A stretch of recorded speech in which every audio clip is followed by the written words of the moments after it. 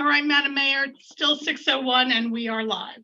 Thank you very much. Good evening, everyone, and welcome to the City of Lake Worth Beach Regular City Commission meeting on Tuesday, October 3rd, 2023. May we have the roll call, please? Mayor Betty Resch, Here. Vice Mayor Christopher McVoy, Here. Commissioner Sarah Maliga, Present. Commissioner Kimberly Stokes, Here. Commissioner Reynaldo Diaz. Here. Thank you. Commissioner Diaz will lead us in a moment of silence or invocation.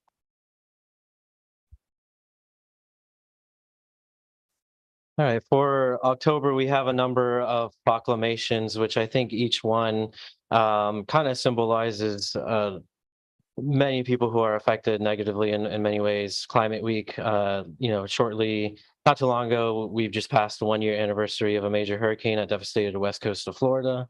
Many people in here might be familiar or know people who are directly impacted by that. I know I am.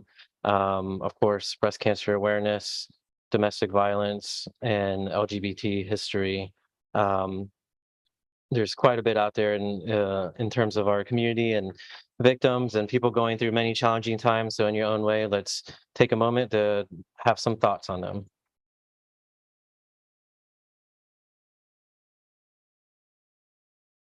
Amen. Amen. I pledge allegiance to the flag of the United States of America and to the republic for which it stands, one nation, under God, indivisible, with liberty and justice for all. Thank you.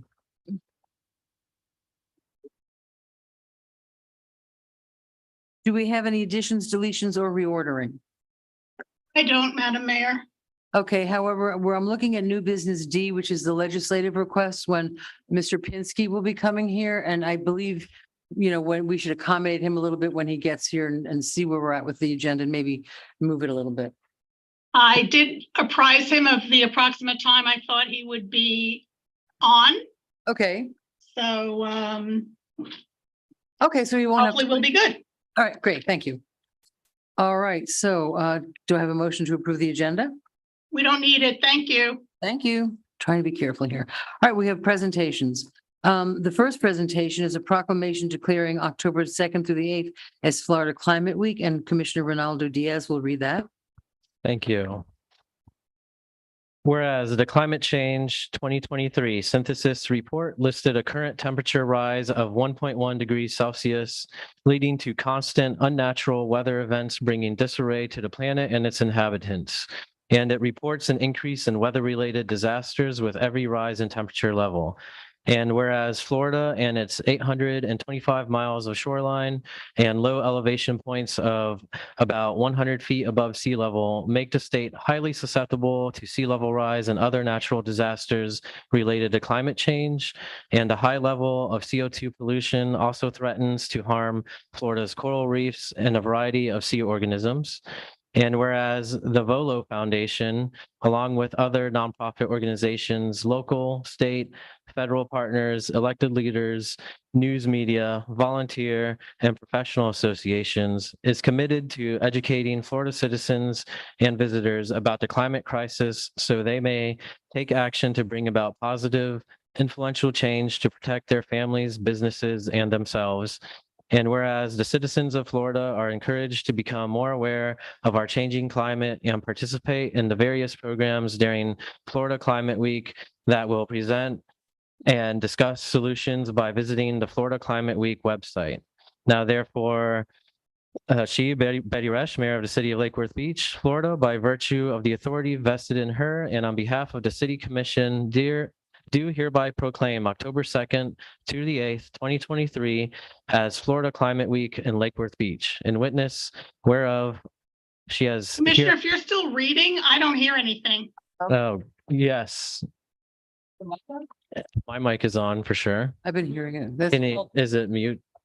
Can you hear him now? It's probably the laptop. I don't hear anything from the dais. Can you hear us now? You can't even hear me? No. I'm hearing it through Zoom.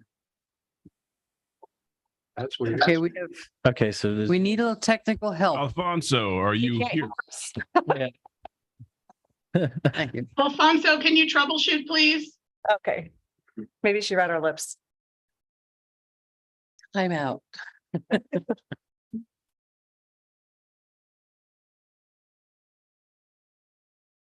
We can just keep reading these and just get it. Here comes Alfonso. I guess we can hear you on YouTube. We just can't hear you on Zoom.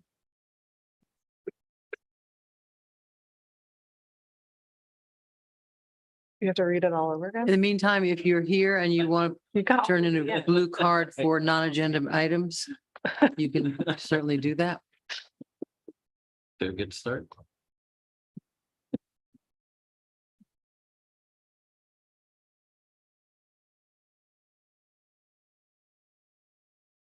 Mic check.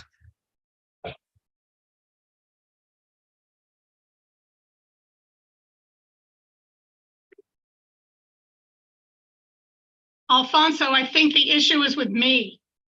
I think so because I can hear you and we can hear everybody from Zoom.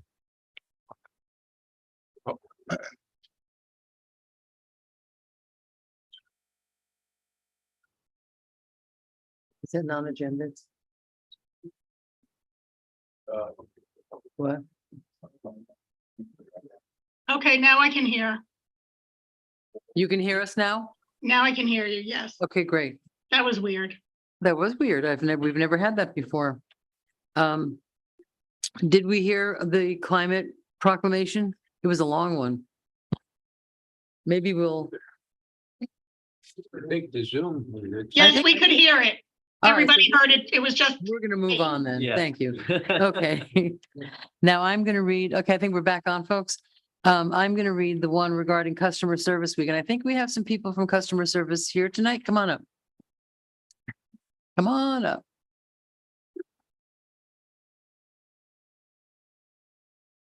Hi. So I'm gonna read the proclamation, then you're gonna introduce yourself and say hello. Whereas a thriving free enterprise system provides consumers with a wide range of goods and services from which to choose, and whereas the most successful businesses are those that display a strong commitment to customer satisfaction, and whereas today foreign competition as well as consumer demands are requiring greater corporate efficiency and productivity, and whereas if the United States is to remain a leader of the changing global economy, highest quality customer service must be a personal goal of every employee in business and industry. And whereas a business built on customer service understands and anticipates the customer's needs and design goods and services to meet these needs. And whereas a business will do a better job of providing high quality goods and services by listening to its employees and by empowering them with the opportunities to make a difference. And whereas customer service professionals work in customer service professionals work in the front lines. And I want to emphasize that. Where an organization meets its customers and where supply meets demand. And whereas with responsive policies and procedures and with simple courtesy, customer service professionals can go a long way towards ensuring customer satisfaction. Now, therefore, I, Betty Resch, Mayor of the City of Lake Worth Beach, Florida, by the virtue of the authority vested in me and on behalf of the City Commission, do hereby proclaim October 2nd to the 6th, 2023 as Customer Service Week, and invite all the citizens of Lake Worth Beach, Florida to observe this week with appropriate programs and activities. Pay your bill on time. Just a joke. In witness whereof, I have here to set my hand and cause the seal of the City of Lake Worth Beach to be affixed this third day of October 2023. Why don't you introduce yourself? I am Nanette McKay. I'm a customer service. I don't know if your yeah, microphone. you need to turn on your mic.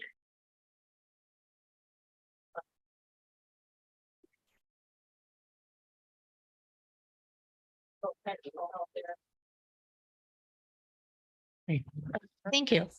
My name is Nanette McTagg. I'm the customer service manager for the city of Lake Worth Beach. I have got an awesome team. I wish they were all here, but they're feverishly working. And then most of them did go home. But we are celebrating in customer service. We like to eat a lot as the mayor has been over there a few times at the old place. But we have a great group. They work very, very hard. I just couldn't ask for a better team. They handle all of customer requests in a timely manner. We answer the calls as quickly as we possibly can and resolve all issues. So if you have any issues, please let us know because we want to solve them before they become issues. But What's a good email address if someone, because we do get some calls about issues with turning on electricity, that sort of thing. And that's on the website to apply. If you just go on our main site, hit the apply button, and there's also an email, it'll shoot right to I us. mean, to apply for new service. Mhm, But if mhm. there's a problem, if something's happened, what's the best email to send? It's on there as well. Okay, what is it though? I don't know it right doesn't off know the it. hand. All right, but it's on the website. Yeah, it is. And I Okay. think it's the same one. So forgive me if I don't, but I'll get it too Oh, if yeah, you want to put it. because, you know, when someone's in the middle of an electric crisis, it's a problem. Thank you. Okay. Thank you very much. Thank you. Take this back to your folks.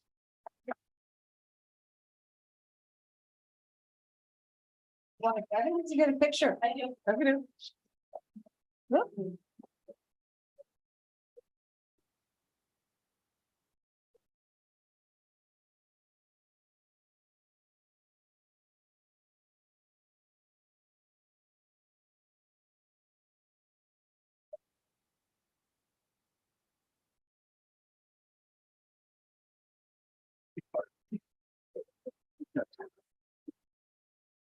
People do understand the number of phone calls that these folks get every day.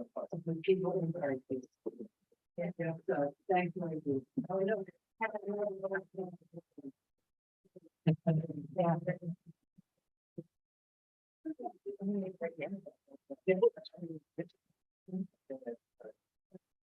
I know, right?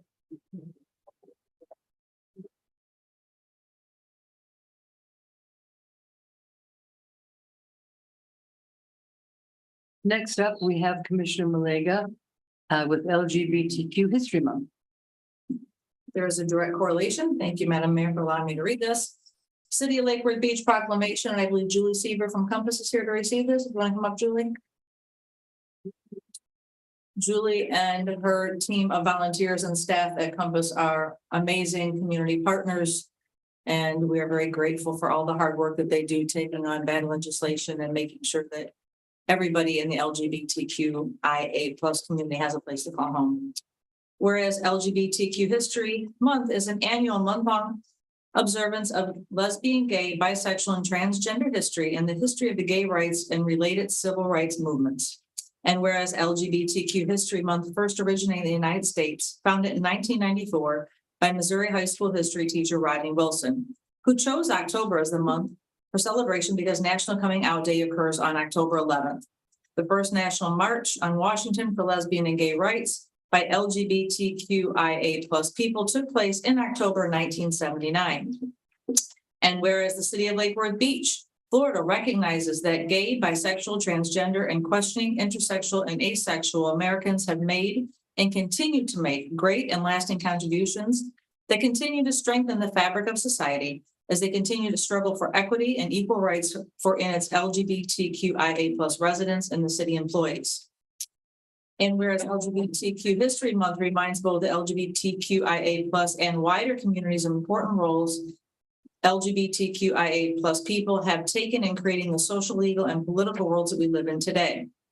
And whereas the city of Lake Worth Beach is committed to the academic success of all youth and to removing barriers to that end, and we believe that LGBTQIA+ youth and their families should feel included and safe to learn without the fear of harassment and discrimination. And whereas LGBTQIA+ educators, students, and families should be supported to live in an affirming community and live their lives with dignity and respect.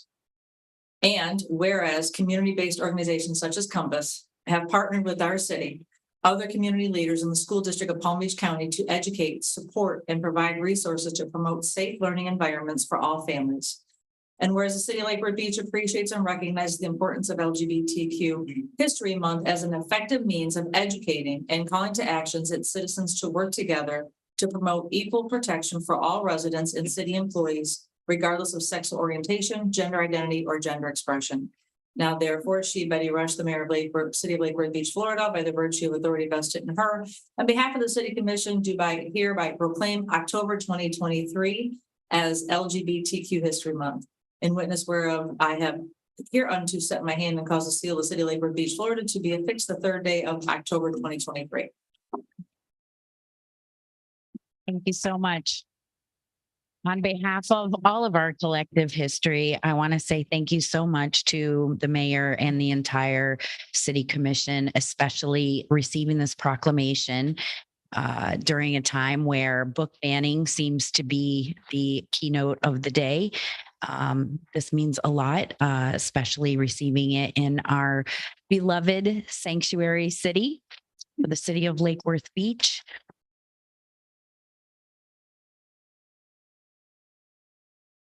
If we are not learning our history or honoring our pioneers of our collective histories, then we're doomed to repeat the bad things of our history. So we need to know where we're going, and this is a great first step. So thank you so much.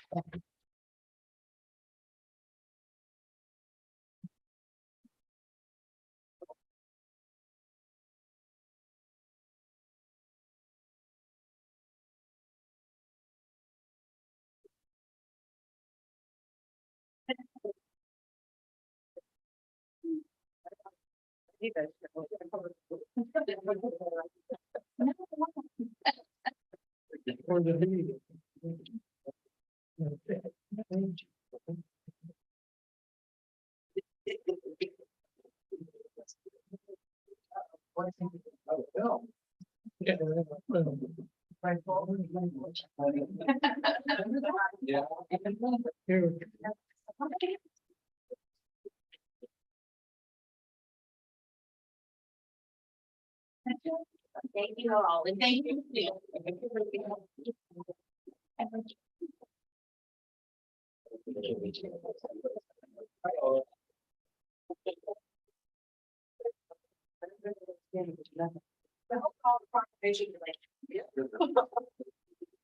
But man, there's so many. They qualify as I don't know if anyone's here for the next proclamation for breast cancer. I don't know if anyone's here for this, but Commissioner Vice Mayor McBoy is going to read that. Proclamation. Whereas breast cancer touches the lives of Americans from every background and in every community across our nation. And whereas, although we have made great strides in combating this devastating illness, approximately 280,000 women will be diagnosed with breast cancer this year, with over 43,000 expected to lose their lives to the disease. And whereas during the National Breast Cancer Awareness Month, we honor those we have lost, lend our strength to those who carry on the fight, and pledge to educate ourselves and our loved ones about this tragic disease. And whereas the exact causes of breast cancer are unknown, understanding its risk factors is essential to prevention. And whereas older women and those who have a personal or family history of breast cancer are among those at greater risk of developing the illness. And whereas early detection is also key in the fight against breast cancer, and getting recommended screening mammograms can help to detect breast cancer early.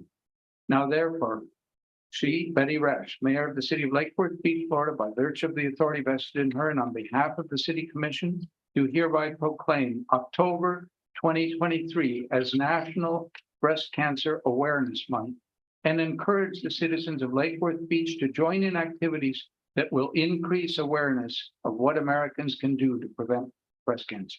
In witness whereof, she is hereunto set her hand and caused the seal of the City of Lake Worth Beach, Florida to be affixed this third day of October 2023. Thank you. Thank you very much. Mammograms, everybody, please don't get so far behind. I hear too many stories from friends that a mammogram saved their life. So please do that. One more proclamation, and that is Domestic Violence Awareness Month, and that will be read by Commissioner Stokes. Whereas Domestic Violence Awareness Month has been recognized in our nation since 1987 and in the city of Lake Worth Beach since 2009, and established in memory of triple homicide victims, Yamika Murphy, Debbie Sears Johnson, and Ronald Anthony Wright. And whereas the National Council Against Domestic Violence reports that domestic violence is one of the most chronically underreported crimes. And whereas more than 1 out of 3 women and more than 1 out of 4 men in the United States have experienced rape, physical violence, or stalking by an intimate partner in their lifetime. And whereas the city of Lake Worth Beach passed a zero tolerance domestic violence resolution in 2011, following the murder of Martha Aguilar, and works with the Palm Beach County Sheriff's Office and other agencies to provide awareness and prevention throughout our schools and community to eliminate intimate partner violence. And whereas in the month of October, during the Domestic Violence Awareness Month, we honor victims, celebrate survivors, and rededicate ourselves to breaking the cycle of violence.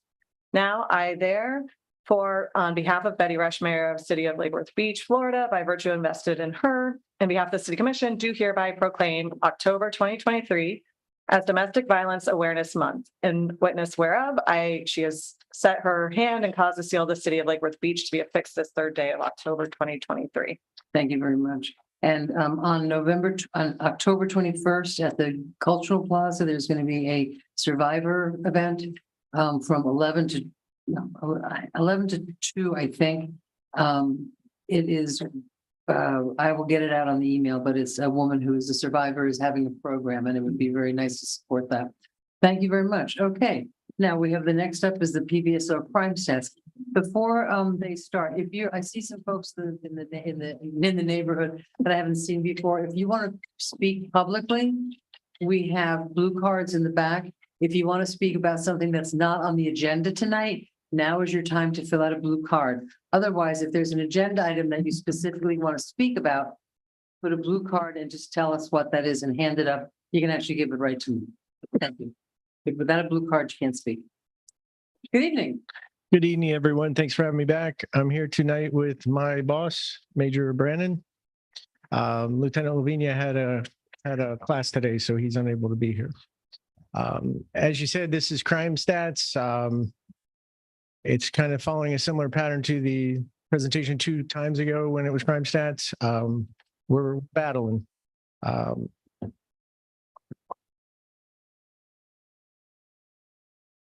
trying. It worked a minute ago. All right. I'm going to cover the uniform crime stats from January to June this year, the plan for addressing same, what we're doing, community policing, both enforcement and community involvement, and then the regular update on overdoses. Before I get started, I was asked to address something that came up in public comment a couple of meetings, I believe, ago about the contract, how it was possible that we had reduced services at an increased price. That did not happen. Just want to clarify that. You all know that. The price increased very minimally. You guys were very wise to do a 2-year contract in these uncertain times. The services have not been reduced. What you might be feeling is the fact that we're much busier, not just with crime, but with just calls for service in general. Every socioeconomic issue is increased. And when you don't see the deputy, he or she is probably on a call. You can't see them on there, but I will make sure you get all of these. The thing you want to see is the far right is year to date. That was January to June snapshot. Everything was up at that time. It's not unusual. We're kind of mirroring all the other local agencies as well as the state and the country. As I said, with all the socioeconomic issues, they're likely a factor in the increases. If you recall last year's end of the year presentation, we were one of 2 PBSO districts that were down last year, us and Palm Beach Shores, which is very small. Everyone else was up. We started to feel it this year in January, which I mentioned, I believe in April, that the crime was increasing here. We're up. Everyone I talked to is up as well. So we're battling. We've made a lot of great cases. Have you seen just in the last month? We solved the homicide on South K with 5 arrests, which was good. We had that human trafficking case. The 2 defendants in that case just got indicted federally, which is big. We just got $90,000 worth of marijuana on a traffic stop the other day, several gun cases, and we had an attempted murder on South Federal last week, domestic related, and we had that person in custody before the day was out. So we're busy, but we're making a lot of headway. The good news is I put a snapshot of when I made the presentation, I believe it was last week. they're still red. The homicides are down now compared to last year at this time. And if you can see when I send you the PowerPoints, everything's coming down. We had a rough summer, which is typical of every law enforcement agency. Crime seems to increase in the summer, especially down here. It's cooled off since then. So I'm hoping to keep tempering those numbers towards the year end. So we're making headway. We're seeing a slowing of crime, especially our top crimes like persons robberies and auto and house burglaries. And I noticed you've been pretty active on prostitution street stuff, and I really appreciate that. 6th Avenue South and Dixie Highway. Thank you. Captain Meredith, I want to ask you that you had a deputy who was injured the other day in a head-on collision. How is he doing? I was going to talk about that. I have 3 that are out with minor injuries, 2 hit by drunk drivers going the wrong way head on in 2 different incidents, and 1 with us that blew a stop sign. The cars are all probably totaled, and the deputies luckily are all minor injuries, but they're still out. They're on alternate duty. But So the minor injuries. Okay. Yep. We will continue to break them out. yep, minor injury. That is a trend. We just wrapped up a year-long DUI grant, and we made a lot of headway there, but evidently there's work to do. We just hot off the presses got a new $100,000 DUI grant, so we're gonna spend it and hopefully keep everybody safe. If they're hitting marked green and whites, then they could hit anybody. No, traffic is crazy. I mean, we all live on one-way streets, and you have to look both ways before you go past an intersection. Otherwise, you're just sort of living dangerously. Yes, and then the good news is, it has come down. Where am I at here? Our plan, we haven't really changed the plan too much. We tweak it here and there. It's worked very well. This is a rare up year. I think it's the second one I've had in my 9 years I've been back. So we're going to stick to the plan. That's that 2-pronged, almost equal emphasis, serious crime as well as quality of life stuff. I think if obviously the serious crime takes precedence, but when we're not on that, we want to focus on the quality of life stuff. Yes. We're going to continue to get grants wherever we can. The one today, I honestly didn't even know about. The grant writers we have are awesome. And the one in particular that we work with regularly knows our needs, and she got it for us without even being asked. I didn't think we could get one back to back, so I'll take it. The real-time crime center is working out really well, as you've all heard before. Nuisance abatement, we try to do 4 or 5 a year between us and the city staff and the city attorney. We had one going at a particular bar in town, and it closed down while we were doing enforcement and such. So that's good. We've got another one going up and another one possible on hotspots around the city that you would all be very familiar with. I use my community police and street team. I call them my Navy SEALs. They're my special deputies that don't have to necessarily take calls, so they can do all these hotspots and problem areas. We work closely with the state attorney and the United States attorney. That's part of the reason we got that human trafficking case upgraded to federal charges. And we're doing a lot of special operations. We did penalty box, I believe I talked about last presentation. Penalty box 2 is coming to focus on street crime, robberies in particular. And we've got a couple other special saturation patrols in the works. On the community policing enforcement side, we still have another grant going. That was from the FRA, the Railroad Association, $140,000 for railroad enforcement. It's our second time getting that grant. I like it not only for the railroad safety, which we've all seen on the news, but it also puts a bunch more deputies in the city right down the 2 railways, which is right through the heart of the city and in some of our busier areas. So it's a win-win for us. So I'm happy we have that. The impaired driving grant did, as I mentioned, expire, and now we got it renewed. The mayor mentioned the prostitution operations. It's a lot better than when I started here 30 years ago in the major.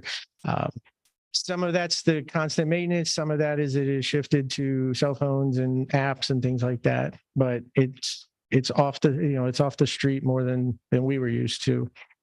The bars, we're really focusing on a lot of the downtown bars based on complaints as far as noise and other shenanigans. So we've got a couple initiatives going with them. The noise complaint initiative's working well. The new ordinance that we put in last year, the first case went to special magistrate last week, and we won. And that was on one of the local bars. They got the fine. I think it was their first or second fine. So that was good to see that our processes worked and a couple of possible challenges failed. And then I mentioned the nuisance abatements. We had the one, and now we have one definitely I'm turning in tomorrow, and another one in the works.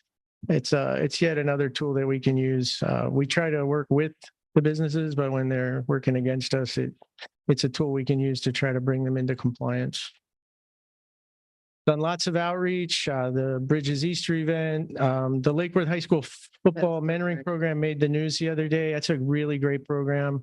We're going to try to continue that and expand on it. Not only have we gone over and mentored the players, but now the players have come out and spoke to the POW kids and such. So it's really nice to see it move forward. I'm hoping we can keep that going. We did some of the other ones you see. The homeless initiative, hopefully you're seeing some improvement there. That's a very difficult nationwide issue that we're stuck right in the middle of.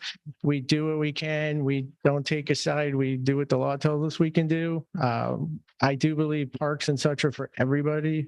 So we've been very strategic in how we've been handling Bryant Park and such.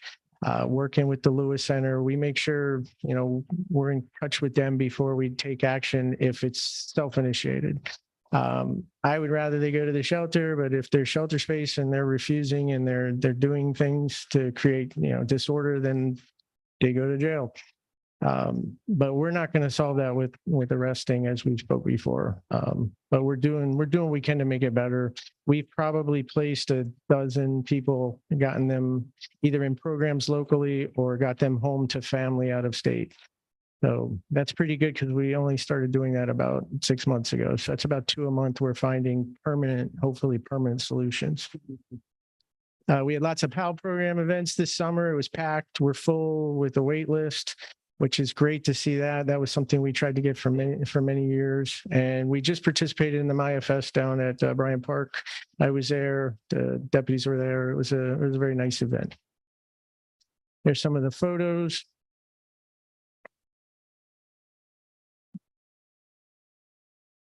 Overdoses, like everything else this year, have been trending up all year since January. September looked really good, but I can't swear to that data. I had to pull this on like the 1st, so there's a chance that some of the other ones aren't in yet. So I wouldn't read too much into that decrease. You can see the other months are all very similar. So I'm gonna guess there's a few that weren't in yet when I had to pull that. And questions? I have one question, and I asked you this a little earlier. Some folks say, there's a question, at any one time, about how many deputies are driving around patrolling the city?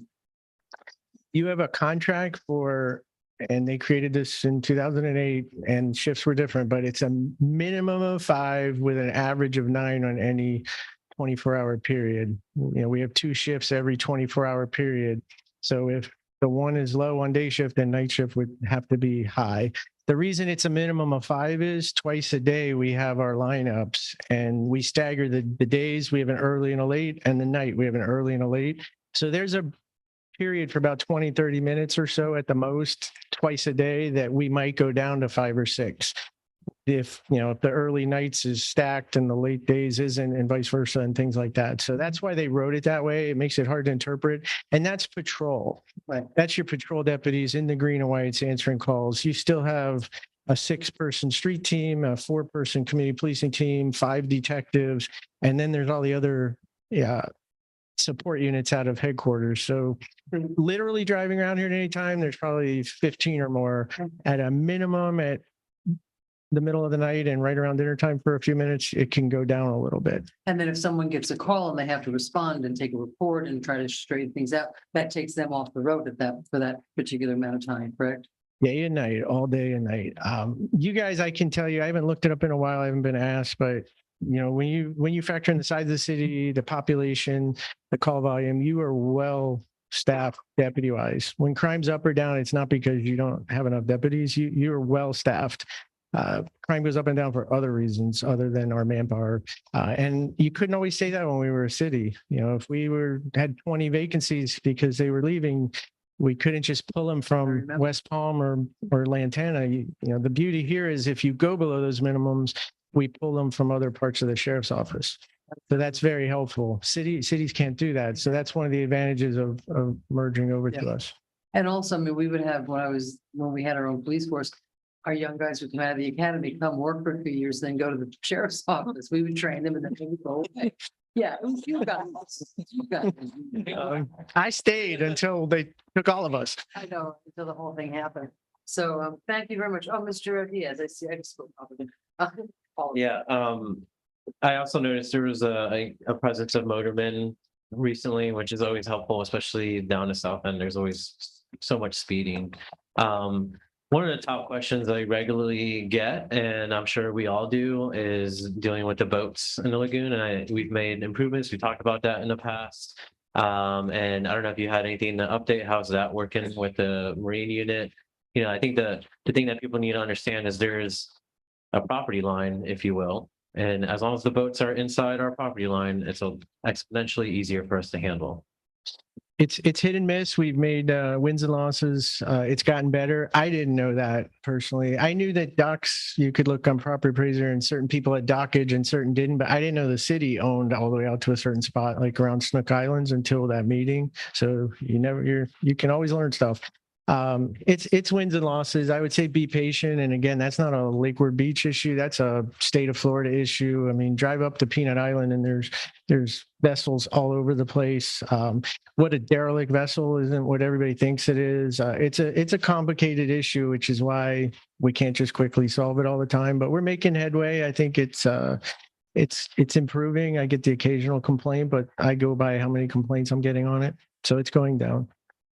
Well, I got a call yesterday from someone that lives on Hypoluxo Island, and he observes a lot of racing of boats on the Intracoastal and was dead certain that those people were coming off of our boat lift. And I was like, okay. So I got the same You get a lot of complaint blame like for a things. week ago. you did. And there is some strategy to that. The ones that race the boats seem to like to go in between the inlets because they know a lot of we have a large marine unit, but it's not infinite, Very often. and they're usually by the inlets. So they know if they go strategically, our city of the South End is right in between two inlets. So it's a good spot if you're going to do stuff like that. But we're aware of that. Yeah, but we're aware of that. So we're obviously all over it. Mr. McBoy. Just quickly, I wanted to thank PBSO for a lot of presence at the Hispanic Chamber Education Awards that several of us were at last week, I guess. But thank you for your support of that. Thank you. 3 students, if I remember right, Commissioner Stokes, 3 students from Lake Worth received awards. Yes, Plus, Lakeworth High School. and did a teacher also? I can't remember. I don't I don't know. know if it was a Lake. They didn't always announce. Thank you. Thank you. All right. Thank you very much. Thank you. Appreciate it. Appreciate all Good your night. work. Good night. Someday I'll get my niece to transfer to our district. What? Not good. Not good. Oh, yeah. No, I don't do that. Oh. Yes, I saw that. I saw that. Okay. I was gonna go a little bit farther first before we do that. Good afternoon, Mr. Pinsky. Welcome to Lake Worth Beach. Thank you very much. Happy to be here. Okay, now we have a few things to do before we get to you, but we're gonna move you up a little bit on the agenda. Now we have commission liaison reports and comments. Let's start with number 1 today. Thank you, Madam Mayor. I will be brief. So we had our first business advisory board meeting and it went very well. They nominated a chair, a co-chair, set all their business to, if you would, on how to run the business advisory board. The city manager was there and she did a great job. Everybody was there, including, except for one person couldn't make it. And then there was one via Zoom. So it was nice to accommodate that. Also, 2 weeks ago, I was on the Habitat for Humanity's housing panel over at a new build on North C Street. And it was amazing. It was a CEO build, and to be in the company of all these CEOs who were dedicating their time and putting up a roof and loving on the family, their name's Miss Murphy and her kids. Attending was Ann Gannon, Senator Tina Polsky, and County Commissioner Mac Bernard, which is funny because when you talk about affordable housing, everybody was doing this. county's pointing to the city's pointing to the taxpayer, and it was a good forum, and I think we ironed out some good possibilities on how to get more affordable housing in our city.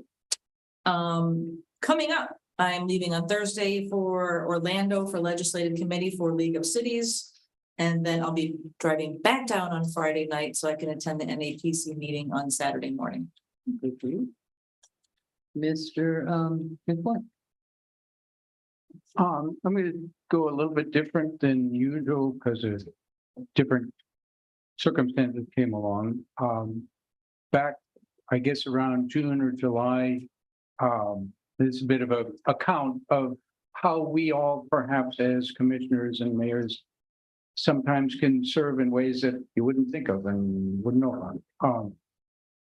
My wife became aware, actually during the commission meeting here somewhere in June or July through an online group of mothers in Palm Beach County, of a young woman, 30 or 31, who was from Guatemala, was here.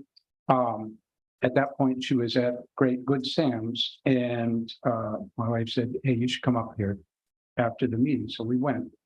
Turns out that she had been diagnosed with cervical cancer. She had left Guatemala to come here to raise money for her family and escape domestic violence. Along the way, she was pregnant. The son was born here. She worked in landscaping.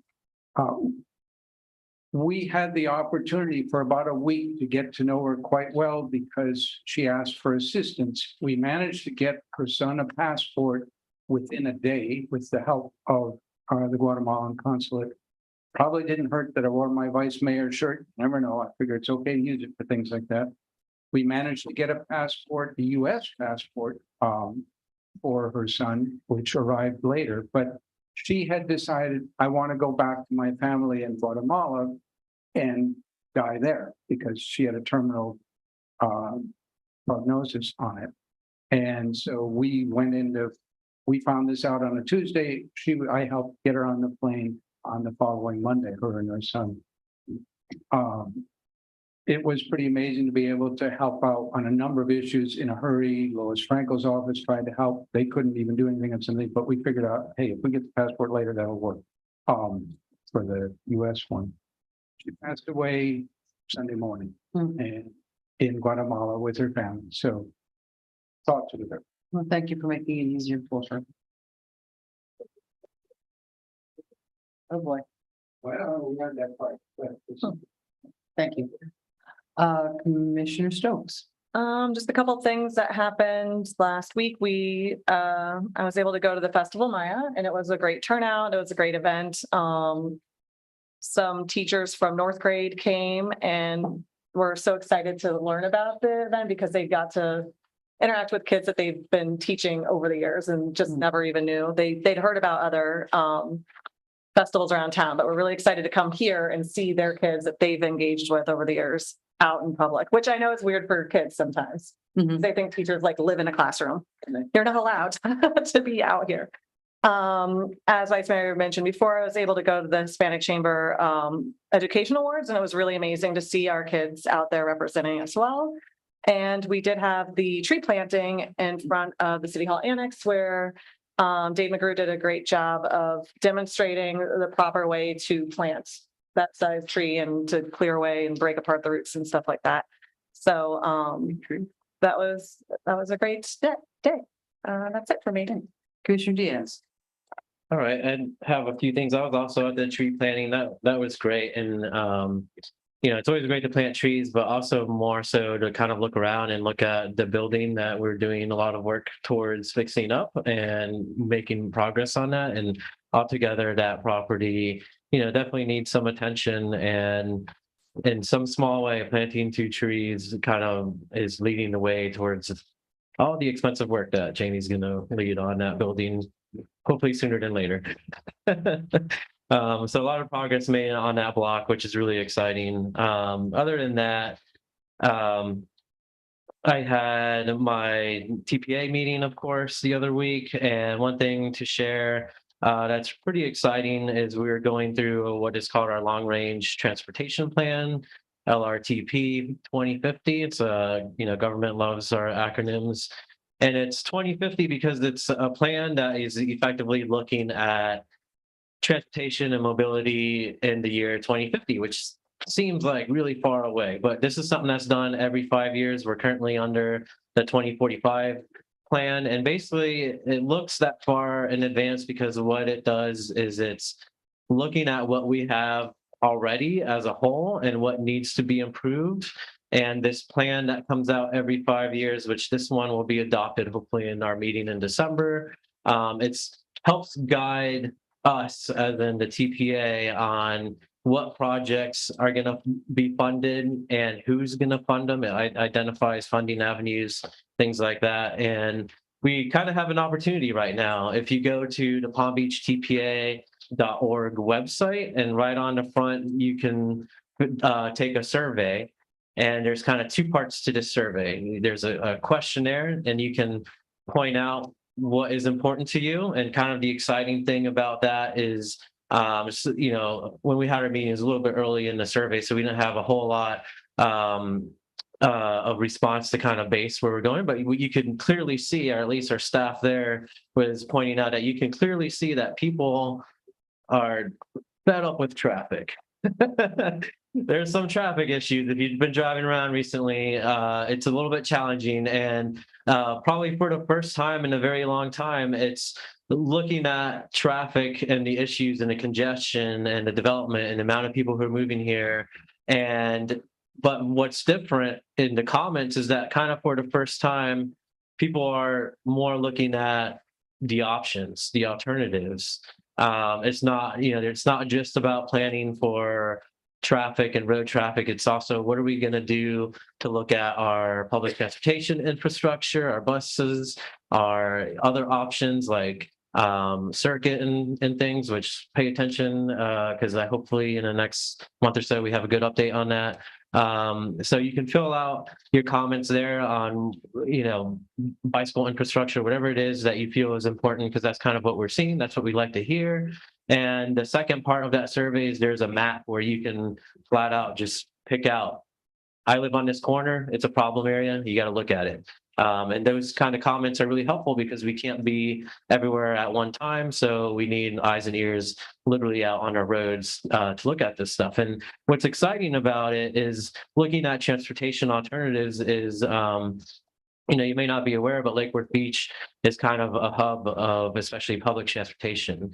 We have a lot of bus stops, but we also have probably the highest ridership of most of the communities in Palm Beach County, I would say. And so much so that when you look at like Palm Trans maps, for example, there are two main routes, 1 and 62. There's a cross section, and that crossroads is downtown Lake Worth Beach. And so I'm hoping to use this opportunity and others and their social media to kind of highlight that in some ways all roads lead to Lake Worth Beach, and there's a lot that you can do here. And even if you don't drive, you can take the train, you can take PalmTran. We'll have other options coming in the near future, and there's plenty of amazing businesses that you can frequent here, and we'll take your money. So that's pretty exciting. Commissioner, what's that website you were saying to go to? I was about to repeat that, palmbeachtpa.org.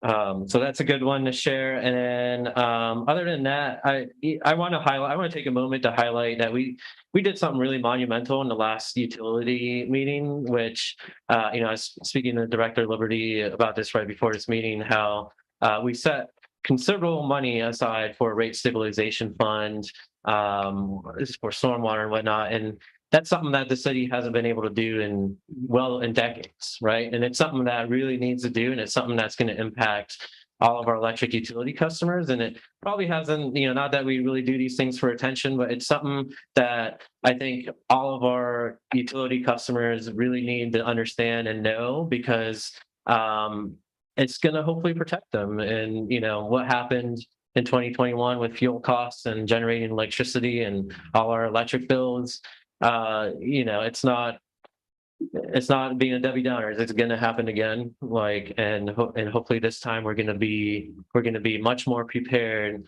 to soften that blow of the utility bill increase. And I think that's it. Thank you. I have a few things. I also will be going up to Orlando on Thursday. I'm on the Legislative Committee for Land Use and Economic Development, and it's a Florida League of Cities committee that I'm on. Ms. Maleg is on a different committee. And we go up there and we meet. It's really not a lot of fun, but at least we do get a voice in what's going on. I attended the Homeless Coalition lunch the other day, and it was, the statistics are amazing. Homeless population in Palm Beach County has gone up about 33% in the last year. Up, not down. There is a fun thing on that the city has put out on Facebook, vote for our water tower. We can vote. There's a yearly contest about different water towers, and ours is newly painted. And if you're interested, vote and let us get the more. There's no such thing as bad publicity, so let's try to do that. The lights on Lucerne and Dixie are still a problem, and I know that you're on it. And I just wanted to let people know because I'm approached quite often. We are working with DOT. We are on them. Jamie is calling. The one going north, just as you come up to Lucerne, is like the worst one. They're black. You can't see anything. On Saturday, the city manager and I are going to be helping judge a debate contest between high school students at Palm Beach Atlantic College to teach kids how to debate an issue calmly, civilly. It's going to be, I'm very looking forward to that because the kids work so hard for that kind of stuff. And one last thing is coming up. This is for everybody here and out there. Read for America is a program that once a year on October, this year it's October 26th. Read for America is a program on that one day. We need a lot of people to go in and read to as many kids as they can, whether it's a school or a church on that day. If you're interested, you can it's a tiny little book about a young girl who moved here from Central America. I don't know if it's Mexico, and she is very sad. And then her grandmother sends her a package from the home country, and it's a very short book. And the kids, when a stranger, when an adult walks into a school, you are a superstar. You are outside expert. Okay. So if you want to sign up, Cindy Ansell through the library is doing it. We provide the books. We assign you the schools. And it's a contest. And last year, Palm Springs won. And I don't think we can let that happen again. So I really need as many.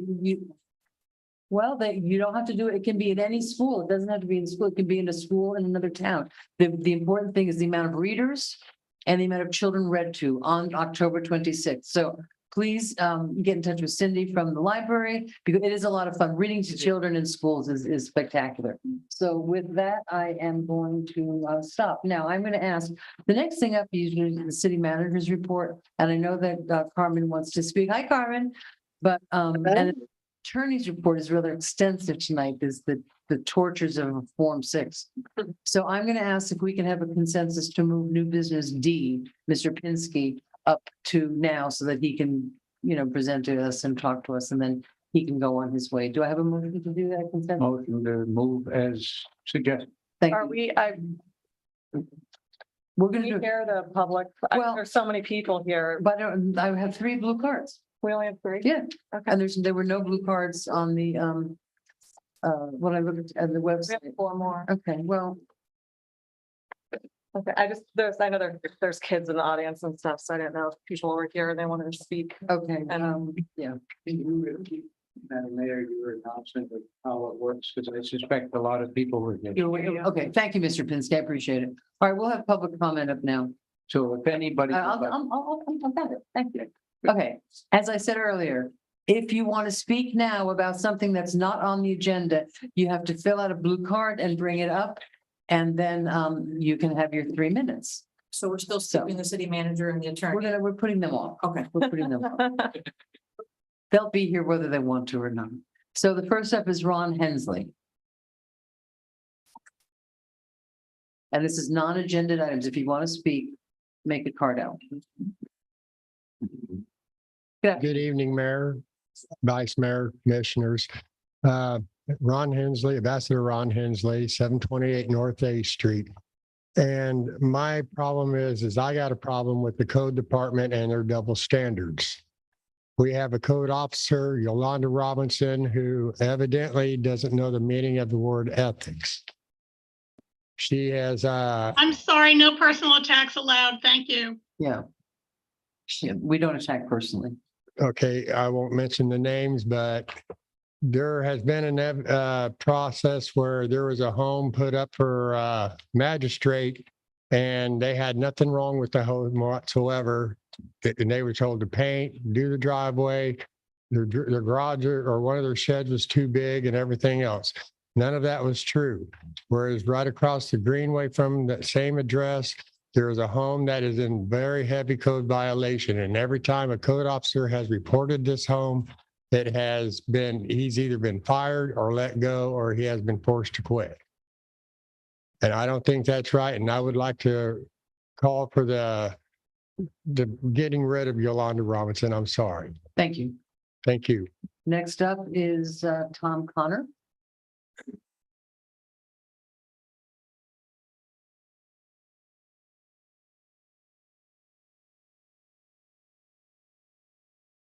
Yes, Ambassador Tom Connor, 728 North 8th Street. I'm bringing up an ADA and a public service issue. I have residents that's coming to me constant when there's an ADA issue, and being that I'm an advocate for the American Disabled Association for state of Florida, I have to report on different issues. I'm experiencing, and I know the mayor, Madam Mayor, have brought it up, about in front of homes, the hedges need to be at a certain feet. So therefore, if there's a fire, the fire department could be able to see the home, neighbors could see the home if there's ever a fire. We have like residents that their hedges are like blocking the view where people have to turn. So they literally have to go past stop signs over sidewalks just for them to be in public safety. I have an issue with my driveway. There's no parking, no way in front of my home. My guest comes over, they can see on the south end to back up, but they can't see the north end because it's just overgrown. I did a report on it for safety issues. Road never done anything for it. I think it's a top priority because now we got 3 school zones. We had a child hit on North 8th Street. Again, from 7th to 10th Avenue, there's no speed zone. They're flying like 90 miles an hour. So when my guest is backing up, they're scared they're either going to hit a kid on the sidewalk because they can't see to back up, or something's going to happen, that there might be an accident of a vehicle. And once again, I would like to thank you all, Commission, for stepping up for our gay community and the LGBT community. No sooner as you signed it in, to protect us, we had a renter that was a neighbor attacking a 80-something-year-old resident. We stepped in as ambassadors to help this lady. The man started threatening us with violence, and PBS says nothing we could do with that right now. And I said, well, the commission just voted in to protect us. So just keep up to where on everything, and thank you guys for doing such a wonderful job. Thank you. And bring my city where it needs to be. Thank you very much. Thank you. Up next is Wade Hitchcock. And after Wade Hitchcock, Homer Merari, if I'm reading that right. It's hard with handwriting. Homer. After Mr. Hitchcock. And then Todd Bliss. How y'all doing? I live on 13th Avenue North, and Name and address, Mr. Oh. Hitchcock. Wade Hitchcock, 1506 13th Avenue North in Lake Worth. My complaint is, and with all my other residents, we're trying to find out what's going on with the garbage department. Our garbage is not getting picked up, and we keep calling and they keep passing us around to different people that doesn't seem like it's getting anywhere. I had to go to Sarah when I seen her last week at her gym and ask her, I need this garbage picked up because I got one resident. He just throws everything on the road for the rats to eat and the raccoons. And we were able to get the garbage picked up because it was stinking so bad. And this is an ongoing issue at North C Street, 1231. Okay, I see Mr. Brown taking notes. And we're just trying to figure out what's going on. Okay. Because they pick everything up from D Street towards Dixie, but then they leave us from D Street to A Street, not picked up. They're doing the side streets. Okay. So I don't understand what's the problem here. Okay, well, Mr. Brown's here tonight. He's taking notes and he will take a look. All right. Thank you I so do much. appreciate it. Yep. I know that they are understaffed at this point dramatically. What? No excuses, I understand. Homer, MERARNE. Oh, okay, but he wrote, is that I'm sorry, is that a woman or man? I'm sorry? Okay. I personally think that it's a very bad idea to disrupt the academic year of 1699 Wingfield Daycare. This is just a decision that should have been taken before or after. That's his comment. 129 North 8th Street, Apartment 4. Mr. Velez? After Mr. Velez, Sarah Newell. And after Ms. Newell, LaChandra Petit.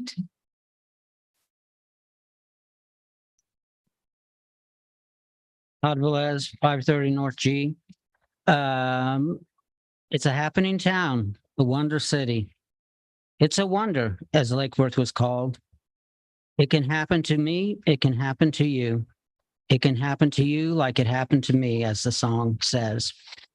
What's happening in Lake Worth Fall Family Fest that on Saturday, October 7th, 4, 5, and 6 o'clock, ends at 7. That's Sunset Ridge Park, and that's Sunlight Church and School and Cross Ministries with the Neighborhood Association. We also have the Fall Fest for Coastal Chapel, 515 North High Ridge Road, October 28th. And that's Saturday, 4:30, 7:30, trunk or treat. No scares, they promise, with photo booths. So I guess that's a joke. Our Savior Lutheran Church, I believe, is participating with the Neighborhood Association, and that'll be in the morning, October 28th, Saturday. Safe Fun Officer Blanca Morales will help keep things in order. We're at 3. Downtown Pumpkin Patch will be possibly First Presbyterian and First Nazarene will share a patch, and that'll be on Federal or Dixie.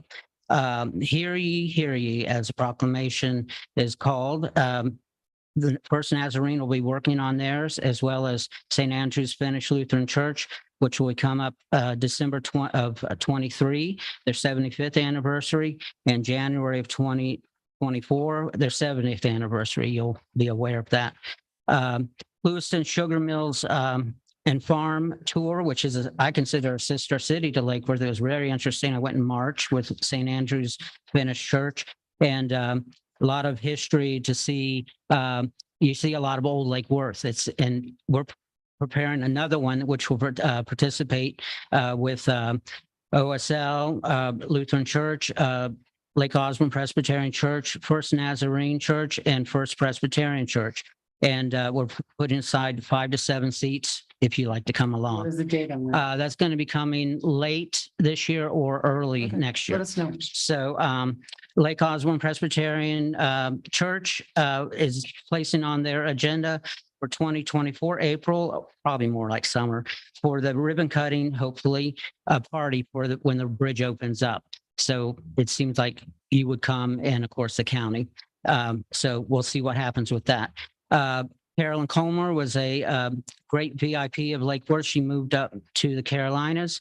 It was nice to get a tour of the furnishings that radiated Lake Worth history of the Reverend Fred Colmer, which was with First Presbyterian Church, and also Lewiston, because he liked to go out there and handle church and city business when they bought the radio station and helped build the library, Lake Worth Library and post office and schools.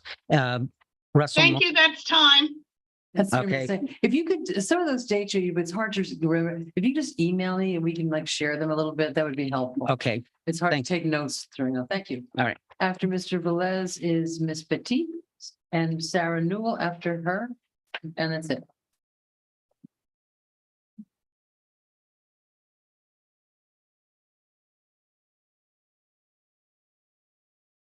Good evening.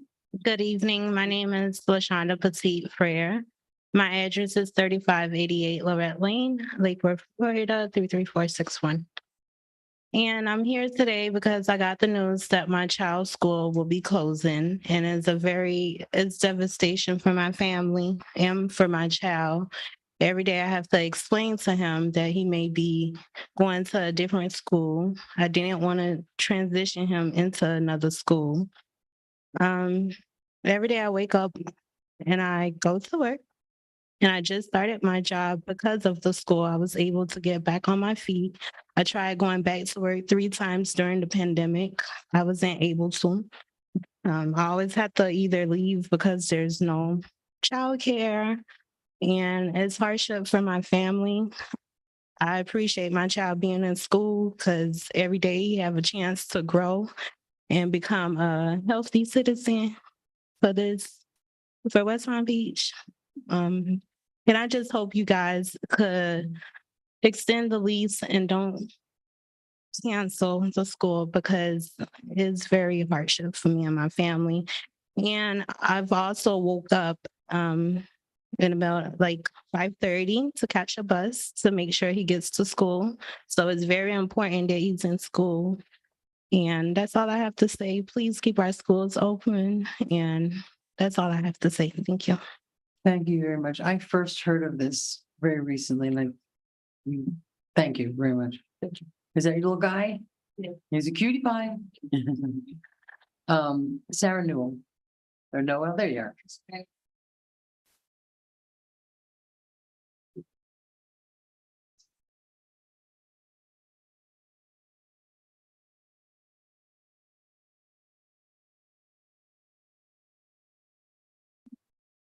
Good evening.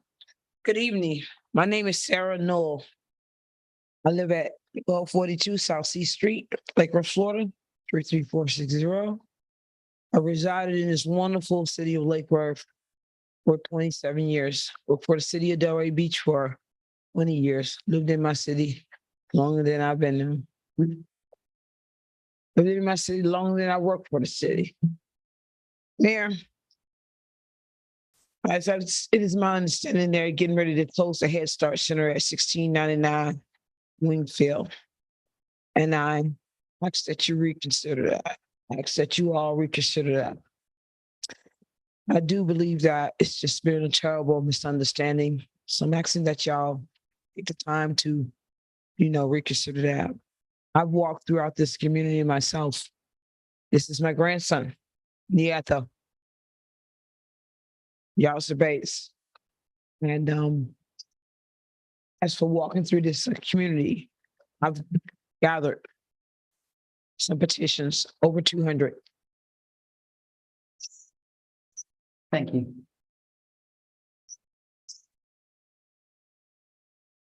And I've encountered people whose kids are 27, 30 years old who said, I went to that Head Start. That has been a wonderful program to give them a head start. I heard y'all talking earlier about planting the seed. That's what Head Start does. It plants the seeds. So please, if we don't have a seed, it cannot grow. Our kids need this. I know you're talking about closing the center. I ask that you reconsider it. Please, our kids need this.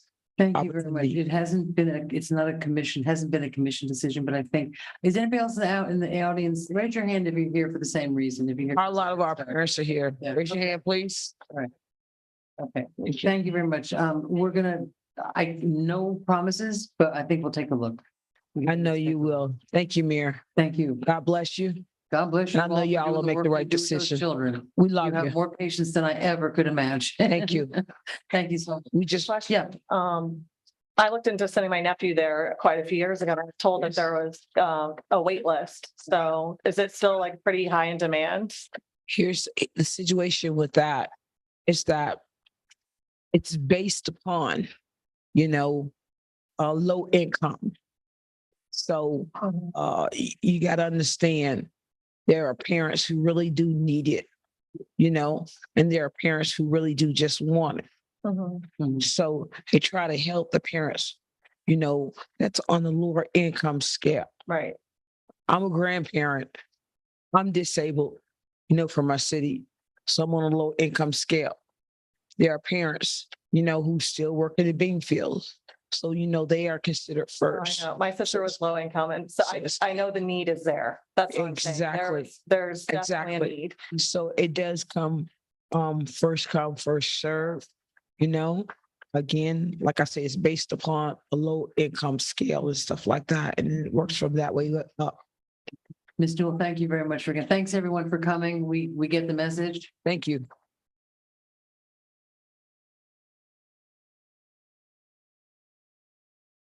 And we cannot make any promises, but we will certainly take a look.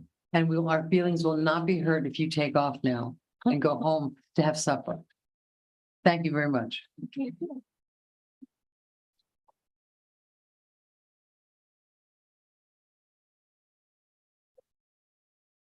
Okey doke.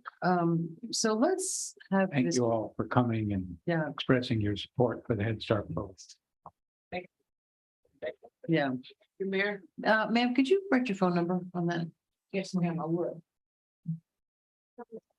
Hi, sweetheart. Nice. Good to meet you too. Yeah, I do. I love it. Thank you. Yeah.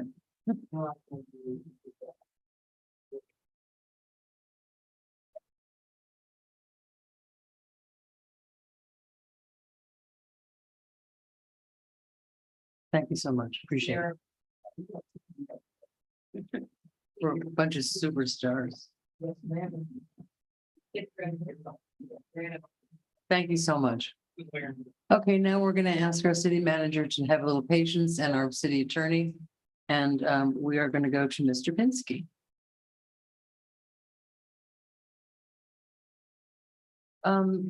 We're going to take a quick 5-minute break. Before this begins. Yeah, okay, right. Give us a minute to calm down. No, that's fine. So now our timing is up. Now I'm gonna want one. I know.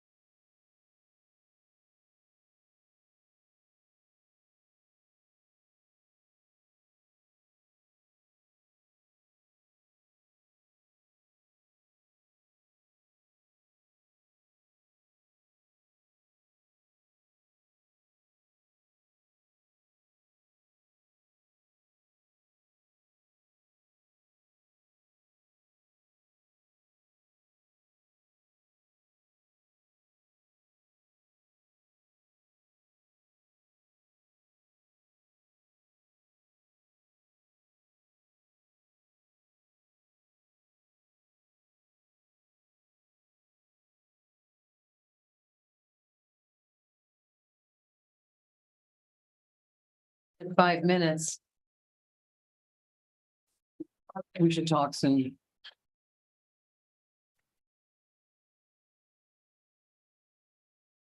Get a sweater.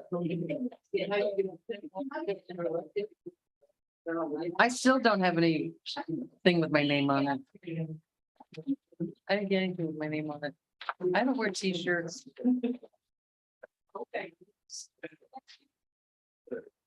Madam Clerk?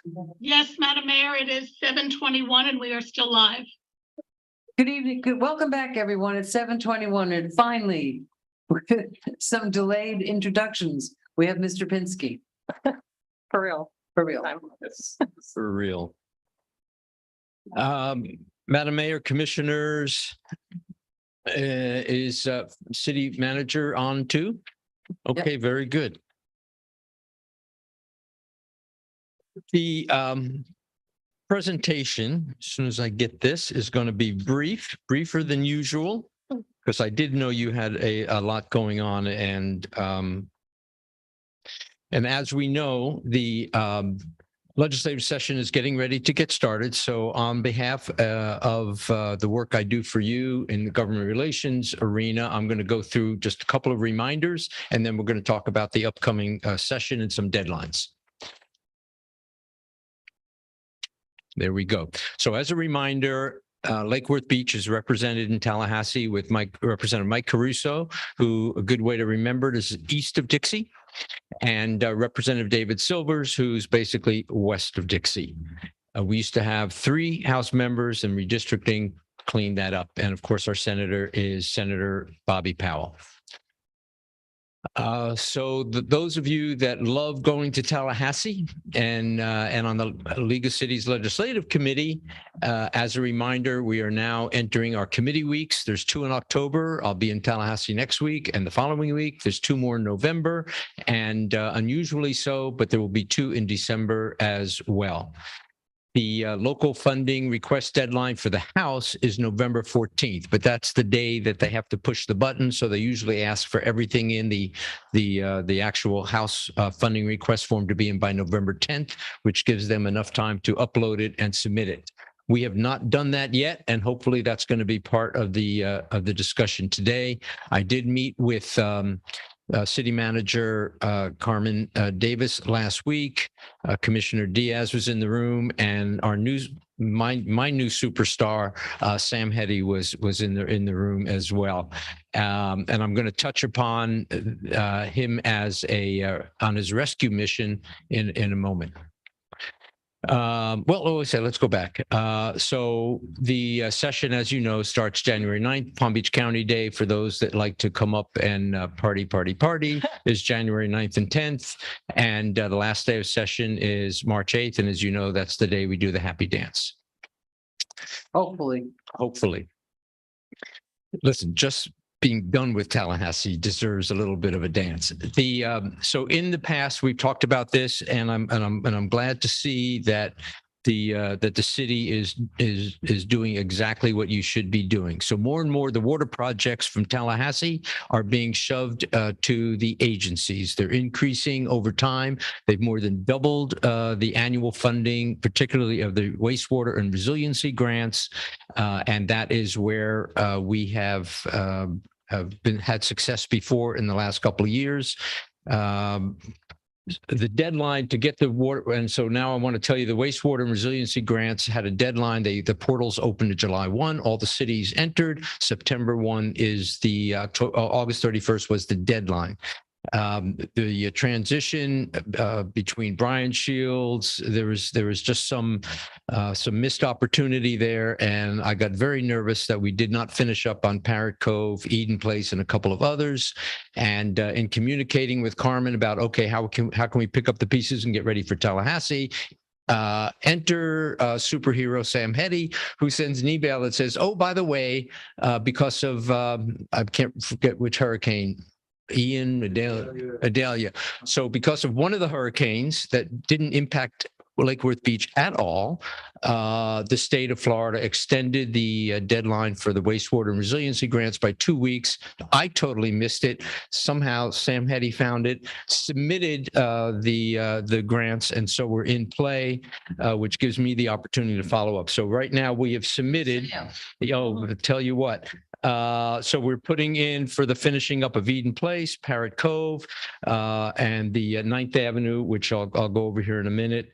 And those are the ones that are currently in right now for the wastewater resiliency grants. I did notice on the FERDAP, you had a consent item, I believe, for one of the FERDAP grants.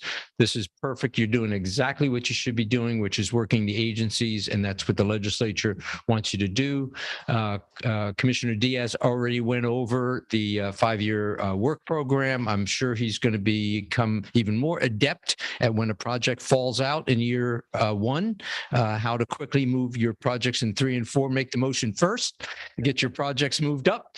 And then once you're in the 5-year plan, you can submit for a legislative funding request to accelerate it. So that's something to keep in mind as well. And FDLE has just opened up a portal for new. I heard you had the PBSO presentation earlier. They've just opened up some new public safety and awareness open funding grants, which PBSO would be the applicant, but make sure that you are making your voice heard to the sheriff to say, and we want our share of that. And then, of course, the Department of Economic Opportunity, which now I think they call it the Department of Commerce. And then, of course, the Florida legislature, which we will talk about now. And so, again, I did not know that Sam had provided this great sheet that totals about $1.8 million in your grant match. All the total requests are somewhere, so totally somewhere around $4 million, and you've got 1.8 that you're going to be able to use for the match. Your total needs are somewhere around $31 million for all of your needs, and that's just basically scratching the surface. So I was highlighting the 2 that I know you have in right now, which is continuing the 9th Avenue. There's 2 pieces in there, actually. There's a 750 piece, and then the 150 request that we're doing. And then, of course, the finishing up the Parrot Cove. So the other ways to get money, you check off the water and infrastructure projects. The next are the economic development projects, which tie into Department of Commerce or Department of Economic Opportunity. And here are the elements that you have to check off these boxes to be successful in getting these type of grants. One is job growth, not just construction jobs, but they want to make sure you have long-term job growth is always a home run. Increases your local tax base, which means these are not necessarily public work projects that don't generate parks, things like that don't generate any taxes. And then what does the state get for their return on investment that they are giving you money for economic development, job growth? They want to see something back that's coming back to the state, increased jobs, et cetera, that they get a return on investment. And then, of course, regional impact, that making sure this is not a project for us four no more, just your local community, but it has some regional impact. And then the one that is currently the project du jour sort of profile are the public-private partnerships. That is very successful right now, that some element of a private investment. One of the reasons why we never were really able to close a deal on Ocean Current Energy is we never had really a private sector partner that was investing. It was Lake Worth Beach. Yes, we had FAU, but there was no private investment involved in any of that. Is that dead? No, it's not dead, but again, there's a lesser component of that, which would be the cooling of large servers, which would not be as far offshore as the Gulf Stream. But you need a private sector entity to say, yes, I want to do this. And then the city providing the infrastructure and helping to make that happen. So until we have that private sector partner for whatever project, but particularly for either underwater cooling of servers or offshore generation of electricity, we're sort of stalled at the moment. Be looking for that private person. Who would be looking for the private person? Oh, well, we would be looking for the private person, but the private person type would be like a Microsoft, anyone that AWS, anyone that has large server capacity that needs. Who's we? Is that the city? I think that's the mayor's role. No, I'm only kidding. I'm only kidding. No, it is something that cities have economic development folks that are always looking to recruit businesses into the community. Okay. Yeah. So here are some economic development initiatives, boiling it down to the more immediate, and in discussions with your staff. Clearly, when you look around the city and what is available, where can new economic development initiatives take place? Clearly, the downtown waterfront areas, Lake and Lucerne, are built out. Dixie, federal, not federal, but US 1 is an option, certainly. But the waterfront is clearly an area that is underutilized at the time. So the things that make downtown waterfront economic development projects successful are increased public access to water. Florida, the legislature loves to see that people have access to water. You can do that through greater activation of commercial partnerships. If you had paddle boats or canoes for rent or things like that in your waterfront area, bringing people to the waterfront, paying money to rent something, that means income to the city. And then the other big area is the Lake Worth Golf Course. That, just by nature of being the golf course, it has regional impact. You could be opening it up to commercial partnerships rather than the city using it as a department within the city. Many communities, West Palm Beach just did it. They partnered with PGA. PGA took over, and PGA funded the restoration and now has a very long-term management. But it's off the city books as a liability, and now it's a city asset and income. And then, of course, private sector investment. I was talking to Jamie earlier. I mean, that area by the golf course is a major problem for infrastructure, flooding. It is going to take major infrastructure overhaul underneath your roadways. Based on the sheet that I'm looking at, you also have the pier. You have the pool. You have a lot of things going on. You have far more needs than you have money. So looking to the private sector to say what assets can we use to leverage and partner with the private sector and use their investment is certainly something that you can get things done for your city by leveraging private sector partnerships. And finally, the types of funding requests. Are they shovel ready? So anything you get from the legislature this session, make sure that it's obligated or shovel in the ground or something between July 1, 2024 and June 30, 2025. You can, if you don't have projects that are shovel ready, then you are in the silo of studies.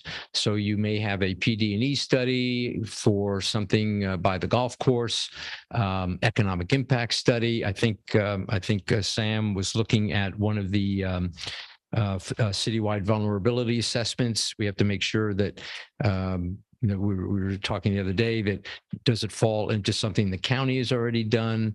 The vulnerability assessments, you can't segment them. They want them holistic, so an entire city.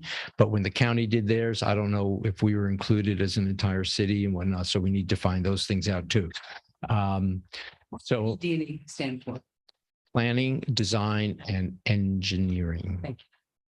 Making it happen. How do you make it happen? So I'll be glad to take any questions or comments. I know I kind of rushed through that, but I also know that you leapfrogged me to the front, and I appreciate that, but I'm happy to answer any questions. Most importantly, the leave behind is November 10th. Let's get some requests. Well, that's my first question. It's now October 3rd. Should we have been having this conversation 3 months ago?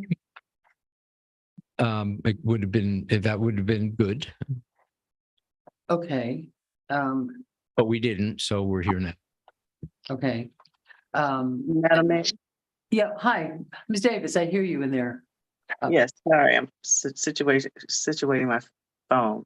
Can you hear me? Yes. Yep. Can you see me? City clerk's working. There we go. There you go. Good evening. So thank you, Richard, for presenting before the commission and city commissioners. As you know, we talked about earlier during the budget process how we were going to work through some of our project priorities, as well as touch bases with work earlier with Mr. Pinsky and making sure that we are in line with some of the priorities of the state legislators. And so we did start this conversation earlier, of course, being swamped with budget and other things. We certainly knew that through the budget process and our capital improvement program that we will, of course, bring some things to the forefront as far as priorities and needs for the city. So as you know, we talked about some of our water projects, and as Richard mentioned, we have presented many of our projects through the agencies. So items that we were taking to the legislators, we are now sending through to the agencies. And so, so far we've been successful in that. And so much of our requests are through the agencies regarding some of our water projects. But we have been talking about other projects. And as you saw on his list, you saw the project for the golf course. And we have been talking a lot about our golf course lately and how we need to improve the funding, the flooding issue that is happening so we can optimize our revenue as well as our usage of the golf course so that we can bring more income to the city, as well as improve some of our water issues. So I believe that is one of our biggest asks, as you know, on our capital improvement program. I think we have over approximately $2 million, if I'm correct, Jamie, on that project. And so that is one of those items that I want the commissioners and get your thoughts about on how do you feel about that being one of our major push to the legislators. And then I know we do have some other water projects. I know Sam has a huge list of items that he would like to present and see if those are items that could be brought to the legislator as well. And so we also wanted to have this discussion among you so that hear your thoughts, or are there any projects that you have seen that we've been discussing within this year that you feel should be something we take forward to the legislators? When you talked about the 2 million, you were talking about the golf course? Yes, ma'am. Okay, well, I've got a couple lights on here. So Ms. Malega was first. Thank you, Madam Mayor. Hi, Mr. Pinsky. Hello, Commissioner. How are you? I'm wonderful. Thank you for asking. Thank you for taking on Tallahassee for us the way you do. And I hear everything that you say, and I see what our plan possibly is, but my frustration is when I see Boca Raton receive $3.8 million last week in appropriations from the state and from the county. And when I speak to their city council person and said, what exactly were your appropriations for? And she breaks down roads that they own and water projects. It blew my mind that a city that's that wealthy is getting funding from the state to do their roads. So I'm going to say, like we talked about last year, I would like to see 15 ask. If we get 4, yay. But to me, the more we can go after, and we have a lot of road work that needs to be done. We've already invested over $30 million, $40 million in road work.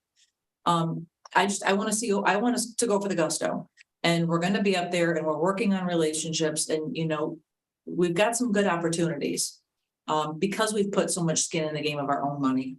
And I don't know how the rest of my commission feels, but water, sewer, roads, the infrastructure. I look at the impact fees that the county collects, and I look at how much building we're taking on, and the fact that the state owns all of our major thoroughfares. we need to ask for as much money as possible. So if Jamie has a list of the top road projects, let's ask. What if they say no, they say no. But I just don't feel that we should cut ourselves short at this point. Last year, we had an epic fail at the legislature, but now you've had more people building relationships from up here in the dais. They see our faces. They see that we're not Lake Worthless. They see that we're Lake Worth Beach. We're investing our money. We're bringing good buildings to fruition. We're putting shovels in grounds here. And I just think that now is the time. We need to strike while the iron's hot, and we just need to put in as many appropriations as possible. I mean, I would like to see us go for the gusto. Yeah, I mean, that was jaw dropping to hear Boca getting three. What was it? Lake Park, something crazy too? I don't know. Yeah, so there's no limit on how many asks. The road projects, there's always an exception to the rule, but if you have something on the 5-year road program right now, are you in the 5-year plan for anything? Yeah. Okay, so that's a legislative ask, because the first question they want to know, are you on the 5-year plan? And so we were successful for the in years past for the industrial park, the repaving and the widening. We were in year 4 at the time, and we put it in, and we got it. And so that's a good example of, and what I said last time I was here was get on the road program, and then you can make the legislative ask. And that's exactly how it works. But there's no limit on what you ask for. I agree with with your city manager that the more while you can ask for 15 things, I mean, if you can move 5 of them into the grant process, which is what the legislature wants you to do, which is what Carmen, what your city manager did, that's good. So then it takes off, and you can ask for other things. The Lake Park, their Nautilus 220 project is very aggressive. City manager John D'Agostino came in and basically came up with the commission a new redesign, and they had a major private sector investor come in and help fund it. And the city's share in the legislature helped them was the infrastructure, but it took a private sector investor, and the legislature loves that, and they gave them money because of Nautilus 220 investment. Mr. Diaz. Yeah, thank you for that. There's probably not a whole lot I can share that I haven't already shared with you, Richard, but just to get it out there, I mean, it's definitely echo what Commissioner Malega says. You know, if you're not going to get anything if you don't ask for it, you also don't want to like shotgun it to them too. You want to show them that you have a good plan, and I think this is a good start of it, at least with the things that we've talked about in terms of water projects, because that's a hot topic now. I mean, if there's one thing that Tallahassee agrees on, it's the importance of managing our water, and that includes stormwater. And I think with our own utility, we kind of have like unique challenges, but they're also, dare I say, benefits in that we're not ginormous, that we're not flush with cash with ad valorem. Obviously, we're not annexing anything anytime soon. We're pretty much maxed out. And so we definitely need money somewhere, preferably Tallahassee, but we also aren't too small. We have our own utility, and we're kind of I think, in that sweet spot where we can do some really innovative stuff. And especially in terms of like water management, stormwater, on that list, we applied for a grant, and we're going after the design of South 9th, and that kind of easement it's kind of rare because there's actually some space there, and it kind of gives us the opportunity to do something that isn't just, an outfall pipe in the lagoon. We could do something innovative that stands out, that has shoreline, that has a baffle box, which I know Lake Worth Lagoon Initiative is really supportive of baffle boxes. And we can use projects like that, and especially our golf course, that's kind of like the front-facing example of when we go to Tallahassee and all these agencies of like, this is what we're doing. We're not a Boca Raton. We're not Boynton Beach, where we have ad valorem from a city that spans the entire width of the county, basically. But we're doing these, we can do these incredible things and we can make progress on them. We just need, we can show that, and we need help doing it. And so I'm really happy to see that there's a legislative ask plan this year. I was disappointed last session as well, but it's good to see this kind of come together. Our discussions have been good. You never know how they're going to behave and what money we're going to get, but I feel fairly confident. I mean, we've all been working hard to build relationships. Lake Worth Lagoon Initiative, TPA, they're obviously very influential in funding a lot of these projects. So I think that goes a long way. And one thing to note, the vulnerability study, we have to do that. It's not whether Tallahassee pays for it or not, that's something that has to happen. And but for the better, because when you talk about things like our golf course, South 9th, and all these little shoreline projects, it's really important to think about it as it's not just an infrastructure project, right? We're not just fixing a pothole. This is a very systemic, very large scale plan that all is working together. It's working together with everything, even our landscape code, making sure we don't pave over everything. It's working with our electric utility and things like the SELF program to get people more efficient on your home so that we can better address climate change and those issues. It's all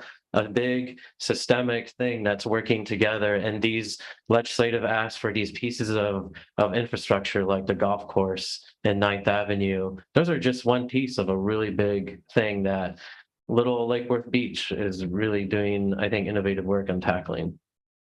Thank you. Mr. McBoy, I see Mr. Brown's light is on. Mr. McBoy, let's go. I thank you for the presentation. I hear the idea that we should, ask for the moon, because if you don't ask, you don't get anything. And there's definitely some logic to that. Seems pretty good. My question for you, having done this for a while, is that the best strategy, or a better version of the question? What is the best way that we can line ourselves up? I think Commissioner Diaz was pointing at some. If we can say, hey, these are things we're doing, and here's how we see them fitting into a picture. It might be a stretch to say, hey, we have brought in an innovative bank to help do climate change adaptations. Can you help us with the coastal stuff for climate adaptation? I think we can package some of what we're doing, and we should do that. But any suggestions that you can make of how we can increase our likelihood, whether it's ask more targeted. You've already said, move more of it as much as you can to the agencies. Anything that's eligible from the agency, move it into that. Don't make it a legislative ask. They've said to do that, be done not to do that. So I think we're doing some of that, certainly with water already. But can you give us any suggestions of how we can make the most effective, the highest probability of success asks? Sure. Thanks for the question. Yeah. No, thank you for the question. And Commissioner Malago is correct. So it's not quantity, it's quality. And so what I have spoken to your city manager about, and I always advise, is there are different silos, and very often left hand does not talk to the right hand. So if you have something in the transportation budget, and then you have something in the DEP budget, then you have something in the Parks and Rec budget, healthcare budget. I mean, when you're in different silos, different parts of the budget, those appropriation chairs very often have money. So no one's looking at how much does Boca get? How much does Lake Worth Beach get? It's not done. It's not done that way. So, but at the same time, it is quality and it's sales. There's nothing magical about appropriations other than it's sales. I am a salesman. That's what I do. And if I can have a good narrative to sell a project, and that's what does it. So sometimes at the very end, the appropriations chair will go to Representative Caruso if he's in Tallahassee at the moment, and we'll say to the member, okay, I've got, 9th Avenue, I've got the golf course, and, I've got Eden Place. Which one do you want? You're not going to get 3 water projects. And at that moment, it doesn't matter how many projects you have in, it becomes which is the most important to you. But that means that may not have anything to do with the appropriations chair on transportation that stuck a road project in there. So you want to diversify as far as different projects. That's why I keep saying, put this one in, not all the same. But any infrastructure project you do, roads maybe not necessarily, but these water projects, other than like Eden Place, Parrot Cove, even 9th Street. Well, 9th Street could be different because that's economic, that you could tie that to economic development. But anything you can tie to economic development, like the golf course, it's important and it's working, but it's your golf course. It's like your swimming pool. I mean, what do you, it's yours. What are you asking the legislature? It's your golf course. But if you're tying it to something that is economic development, like not a shopping mall, but something that, you're going to create shops along the golf course and you're going to have place to go get coffee or eat something. If you're tying it into some other economic development initiative, or private sector, something like that, those kind of projects for infrastructure that they're partnering, they know they're getting a return on investment. But other than that, just put them in different silos, be diversified in what you ask for, and then be ready to say what is the most important. So to follow up on that, if we had a narrative developed that said, hey, we're developing this community pool and we have a very specific logic behind why we're doing it the way we're doing. Mm-hmm. And it's primarily targeted to our own community, but here's how we think it could reach out. It could bring in, this is a tired one, but we're going to bring in the Northeast swim teams.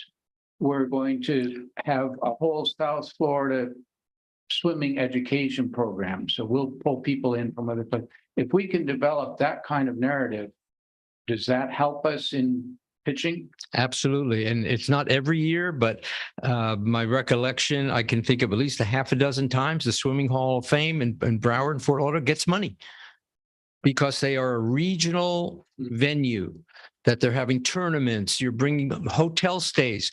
The people that bring their kids to swim in the tournaments, they have to stay in a hotel. They have to eat in a restaurant.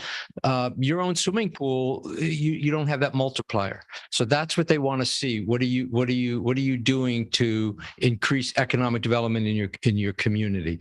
And that's how you make a project that may be within your city. They're all within your city, but how you make it a regional economic development initiative. Same thing with golf course.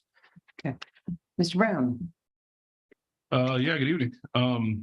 So I guess to continue with what Commissioner Milligan brought up, I obviously saw what Boca had gotten as well. And I guess my question would be, have you seen much money coming through for routine maintenance? Because that's what I've run into in the past.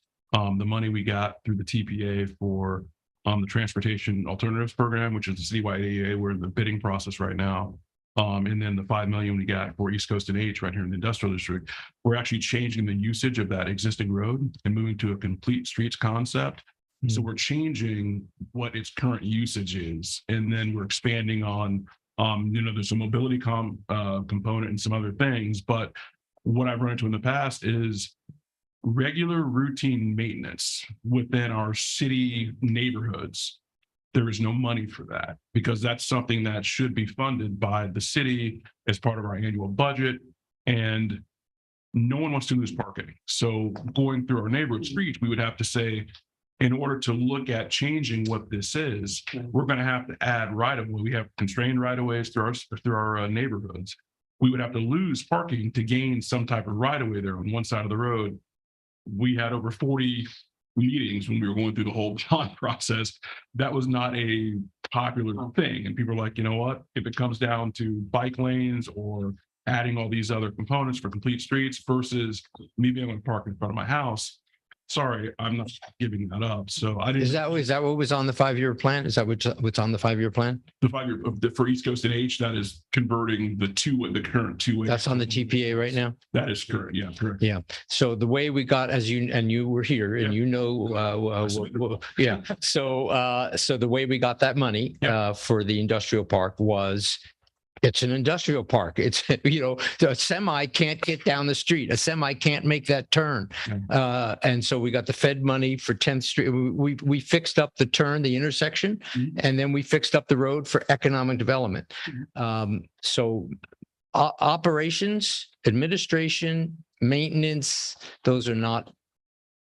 Because what I've seen as far as like Boca and some of them, they're actually utilizing that. They have a lot more obviously right away stuff than we do. They're able to actually change the current usage and add a mobility component, add a complete streets component. There are multiple things we're able to do to get that money coming in. And unfortunately, we're so built out and we don't have a lot of areas in the city where we can do that, or where residents currently in that area are willing to do that. And I a couple of years ago, the Village of El Portal in Miami-Dade that I represent, we did get money. It was on the 5-year plan, but we got money from the legislature for a residential street that was a walkway to the school. So we tied it, we put it in the education silo, and we got sidewalk, street light, and curb and gutter. So safe streets to school, basically. Yes. Right. So how you leverage it, whether it's economic development, educate, you gotta put it with something. Yeah. And the time frame on all this, I mean, November 14th is when everything has to be turned in, the 10th. Do we have any chance of getting some things in, Mr. Brown, Ms. Davis? Or working on that? Yeah, I would suggest, because I've already talked to your city manager and we just, so I'm going to suggest that listening to your input, and we kind of already have some idea that I'm going to suggest the city manager, not to speak for her, and she's, if I'm giving her more work right now, but to have something prepared back to you that let us go back now and handicap what we think is the best, put them in different silos, see what we can come up with, and then give us some ideas. I think each commissioner so far has expressed what they'd like to see. So I think at least I have an idea. I'm ready to go back and talk to the manager now. Okay. Yeah, I agree, Richard. Thank you. That's exactly what I was going to say. Mr. I said it first. I had a question about the golf course because trying to follow along, it definitely doesn't hit the 5 bullet points for economic development. Right, we have no plan to help that I can tell to get the private investment, have the regional impact and broaden it. Like, I haven't been part of any conversations of what we would need to do to that golf course to hit those 5 bullets in the next month. Yeah, To have something ready to go up there. So Well, I'm not. and what are we talking about? Maybe asking funding for a study about how we could handle that. So Commissioner Stokes, spot on. And that wasn't necessarily meant. I was using as an example. So you are not ready, other than perhaps a study, Right. Some sort of how much saltwater intrusions going on. I mean, there are things that will be helpful to know. An elevation, how much have to be raised. So there are things you can do, but you're talking about maybe a next year ask that after if you decide that you want to do something that's more economic development centric. But for this year, you're exactly right. I'm glad you actually looked at it and go, wait a minute, we can't. That's exactly right. A lot has to happen. Yes, that is not a this year ask. Yes, but I do think it would be great to get some of those studies because we know what a sensitive piece of land that is, right on the water, and all to have valuable. I mean, it is ready to go. Absolutely, it will eventually hit every one of those boxes. It could. Well, yeah.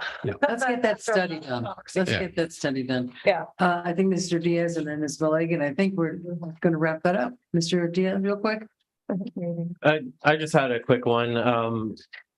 Regarding the golf course, that's exactly the plan. If we started with a PD&E to look at what can be done, the economic development is there because, I'm super concerned about our golf course because it's a great course. People do love it. It needs plenty of improvement. If we went up to Tallahassee and we were like, the south end of our golf course floods, help us fix it, they're going to laugh us out of the room.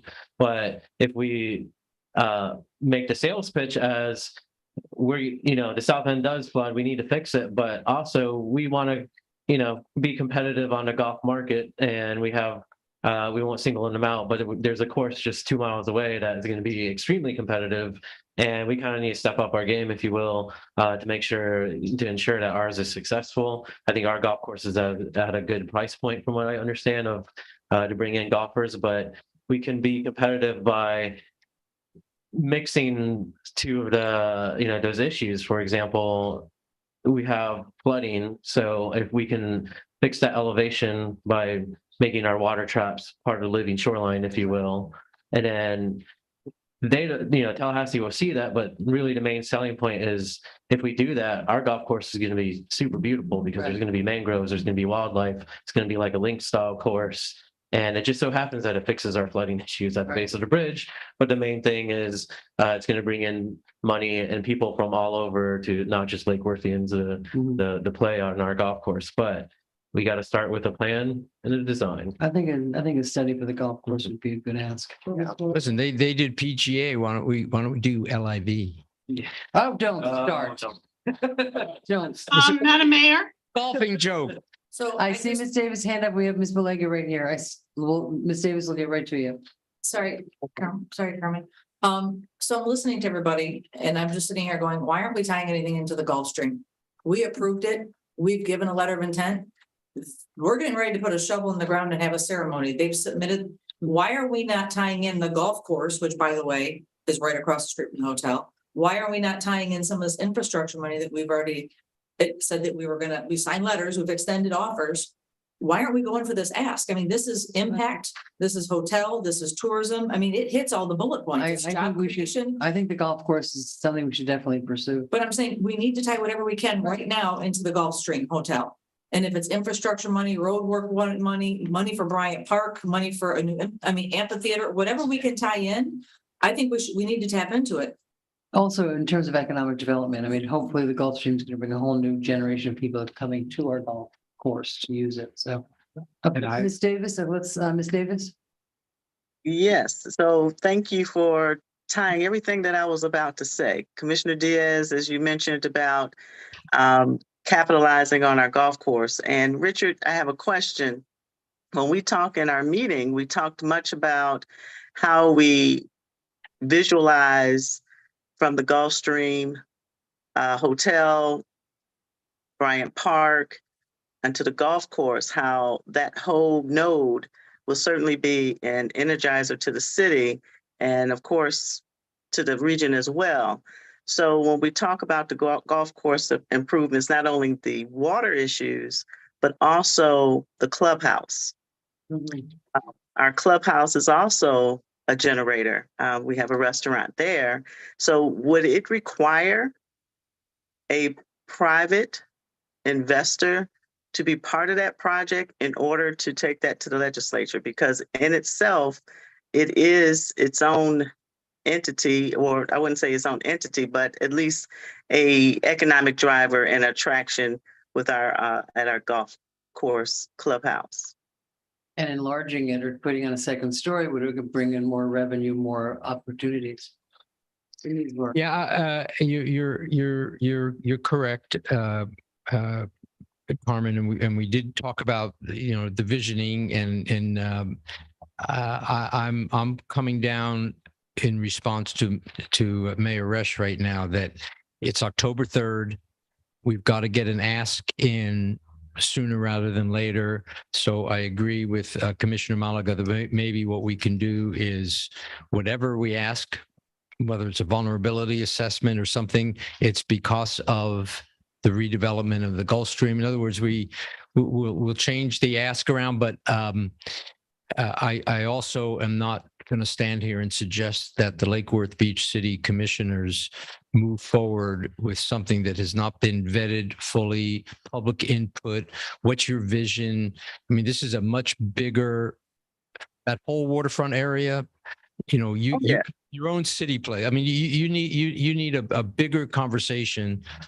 And that's why I say to Commissioner Stokes, that's a next year, initiative perhaps. And because it is major and is aggressive, but I think we can start to tie it in and do all the things you're talking about, Carmen, and still get something to get. Well, let me say this. Let me make sure you're clear.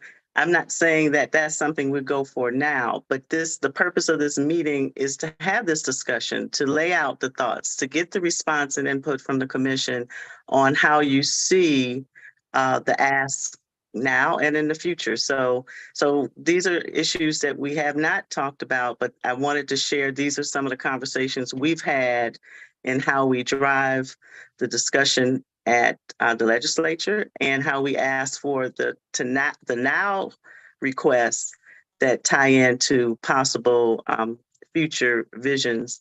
And so the commission needs to know that those are possibilities and to get their response and feedback on it.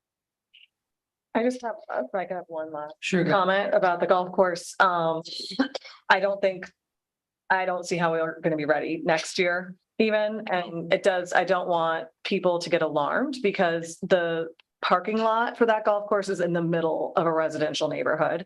So I don't think we can just take the current design and just add a bunch of 2 stories to a clubhouse and, congest that. There's a lot that would have to happen to make sure everybody in the community, everybody's on board with the pros and cons and whatever the redesign is. So I don't know that that's going to be ready next year. I don't want the public to get the wrong opinion that like something's happening behind the scenes and we have some plan nobody knows about. Yeah, no, nothing is happening. Oh, no.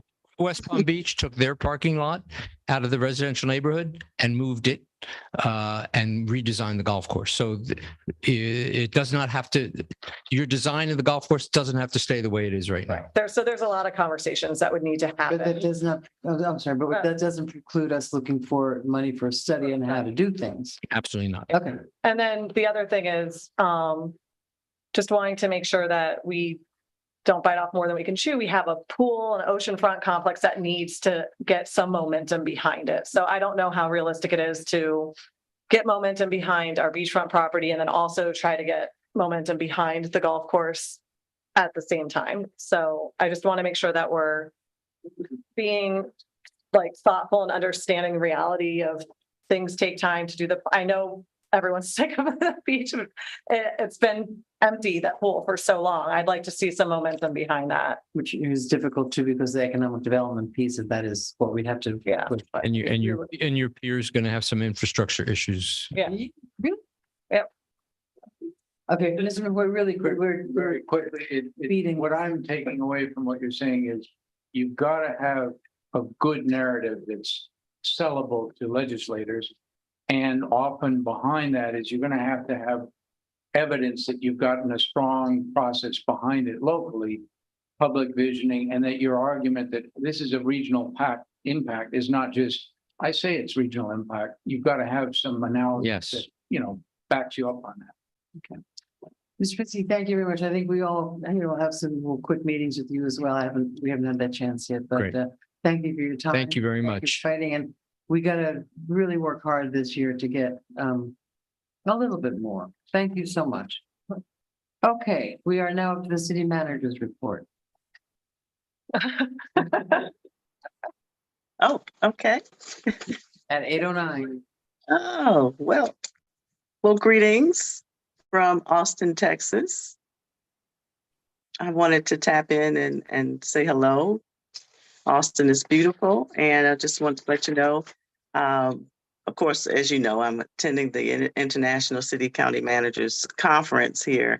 And so I've received quite a bit of good information sharing going on, great sessions. So I'm bringing back some good ideas. So I'm excited about that.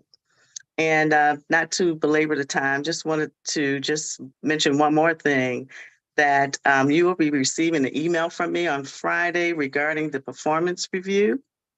And so I will be sharing, reminding you what the process is, the form, and then scheduling our one-on-one meetings. I will be submitting my self-evaluation by October 16th. So be on the lookout for that email. So with that, glad to be here and I'll see you soon. Bring back a nice cowboy hat. Yeah. Oh, got to. Okay, Thank you. And thank you, Jamie, for holding down the fort. He's Yeah. doing a great job. Rowdy bunch. Now up is the city attorney's report. I'm gonna run real quick and I'll come right back. So start without me. I'll be right back because this is gonna be a very, very unpleasant. Don't shoot the messenger now. All your fault.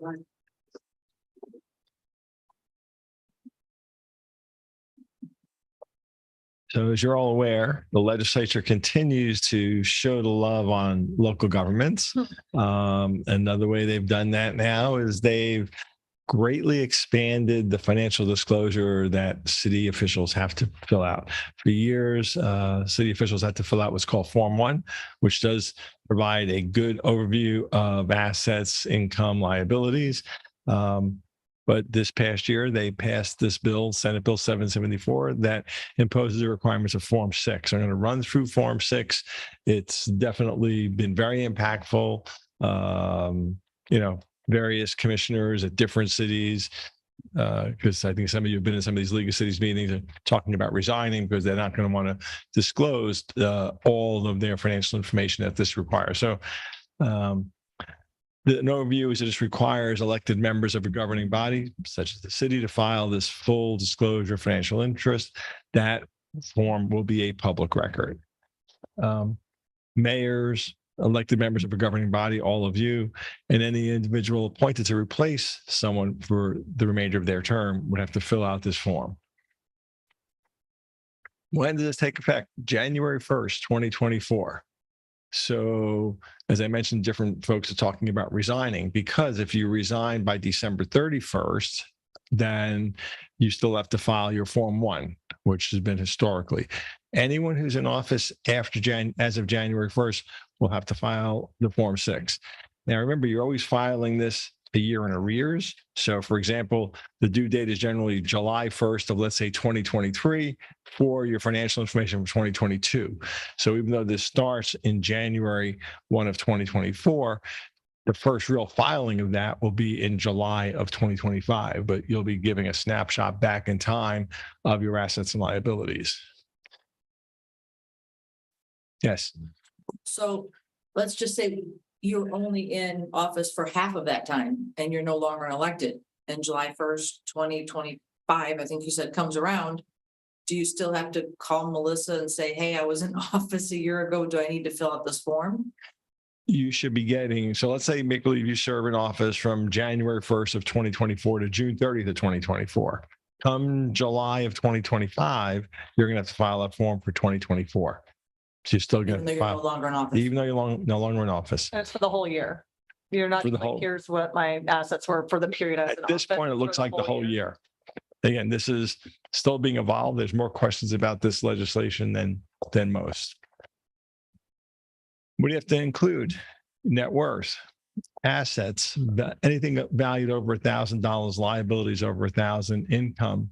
So it's assets, liabilities, and income. Those are your three big ones. Also an interest in businesses. I'll go through each one of those.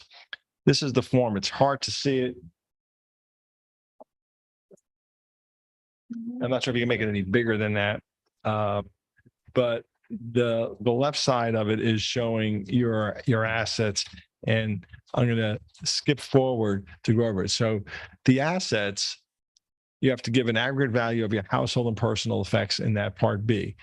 Anything that's worth over $1,000 or any stocks, bonds, you have to list exactly that particular stock. You can't simply say, for example, right, Charles Schwab. You'll have to say IBM, Coca-Cola, every stock that you own that's worth over $1,000.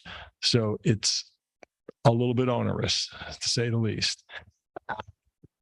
So if it's part of like a 401k or something, it's just, and it's changing the value things are moving around. I don't pay attention to who's. Right, none of us do. And then that seems to be, and again, that's one of the clarifications that people have been asking the Commission on Ethics to issue some guidance on this.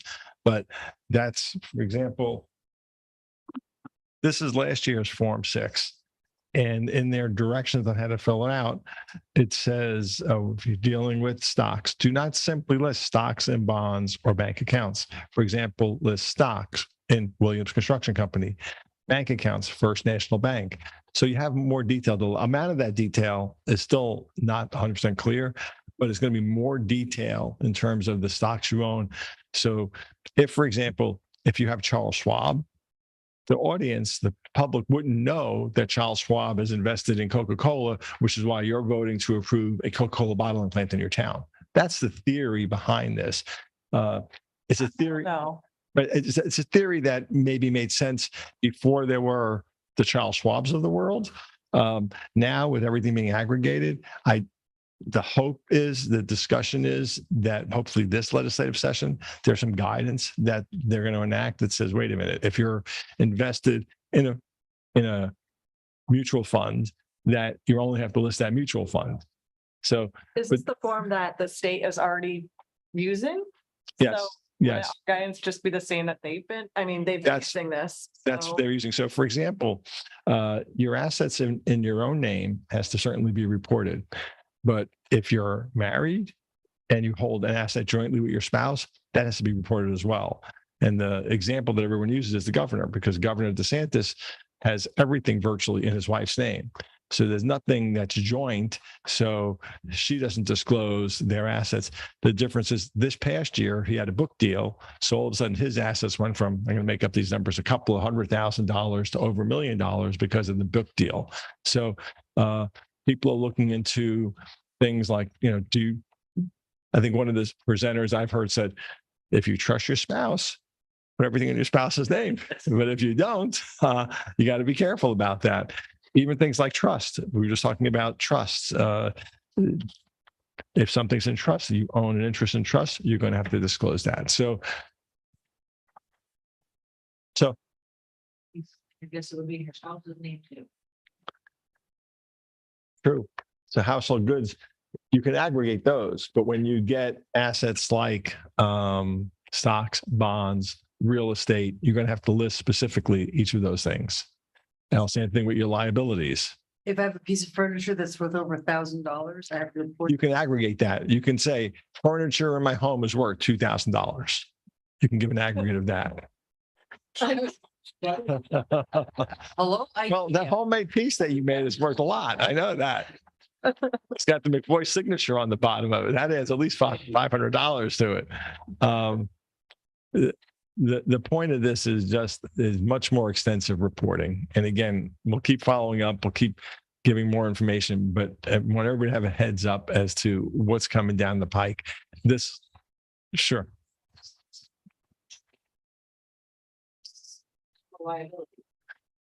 Okay, let me go to the liability page. It's funny, the liability is a little different. So assets, this is what we talked about, household goods in a lump sum. Jewelry, art, furniture, vehicles for personal use. Each piece of jewelry. No. That you can aggregate. But the next thing, real property, cash, stocks, bonds, bank accounts, deferred retirement option program accounts, IRAs, all of those have to be listed individually. With the amount? With an estimate of the amounts. This is why people are not running for office. Oh, exactly. Oh, It's horrible. you missed my opening, which is this is another way they love local governments, because there is one theory out there that what better way to get rid of local governments if people don't run for office? Then we could say, okay, well, we could dissolve that local government. It's not as easy as that, but that's one theory that I've heard at these sessions is, okay, if we can wipe out 20% of the local governments in the state from the legislative standpoint, that's not a bad thing. They want to. What do they want to replace this with? Well, you've been in office and you see every year, what are they doing? Taking away home rulers. Yeah. There is no more home rule. It's the legislature controlling Cities everything. Back into the counties. Yeah. Cities would go back into the county. It's easier to control 67 counties than 400 and some odd cities. And part, so here it may be that you don't want to reveal what you have, but part of it is just, it sounds like a lot of work. And it's a lot of work. It's a lot of work. It's a lot of work. It's like you have to get a CPA to now help you fill out your financial disclosure. And let's face it, not exactly getting rich being a commissioner, and I was at a meeting, it's all that furniture. Well, that's what I'm asking. So is this your opinion on what you think everything in your house is worth, or are they wanting? You're supposed to give a good faith estimate. You don't have to get an appraisal. You would tell your insurance company that you want for replacement value if your house were to get swept by a tornado. That's probably a good, honest way of doing it. So it would just be $2,500 pay. Well, but your my 10-year-old car. Yeah, but your vehicle, so your car and your furniture and your jewelry and all the other stuff is just one item. You don't have to say, I have $10,000 worth of parts Right, and a $5,000 car or whatever. Like, Right. You can aggregate one. that. You can say, I have all these things worth $10,000, worth $20,000, worth whatever you barely estimate it to be. But then they have this other category that are not considered household goods. It's interesting. A car is a household good. Yeah. Right. But that's included. And then they get into the cash, stocks, bonds, bank accounts, which is more individualized. Real property is your home. Real property is your home Properties. or other properties that you may own. Right. You have a prepaid college plan. Yeah. Like my nephew, I have one for him.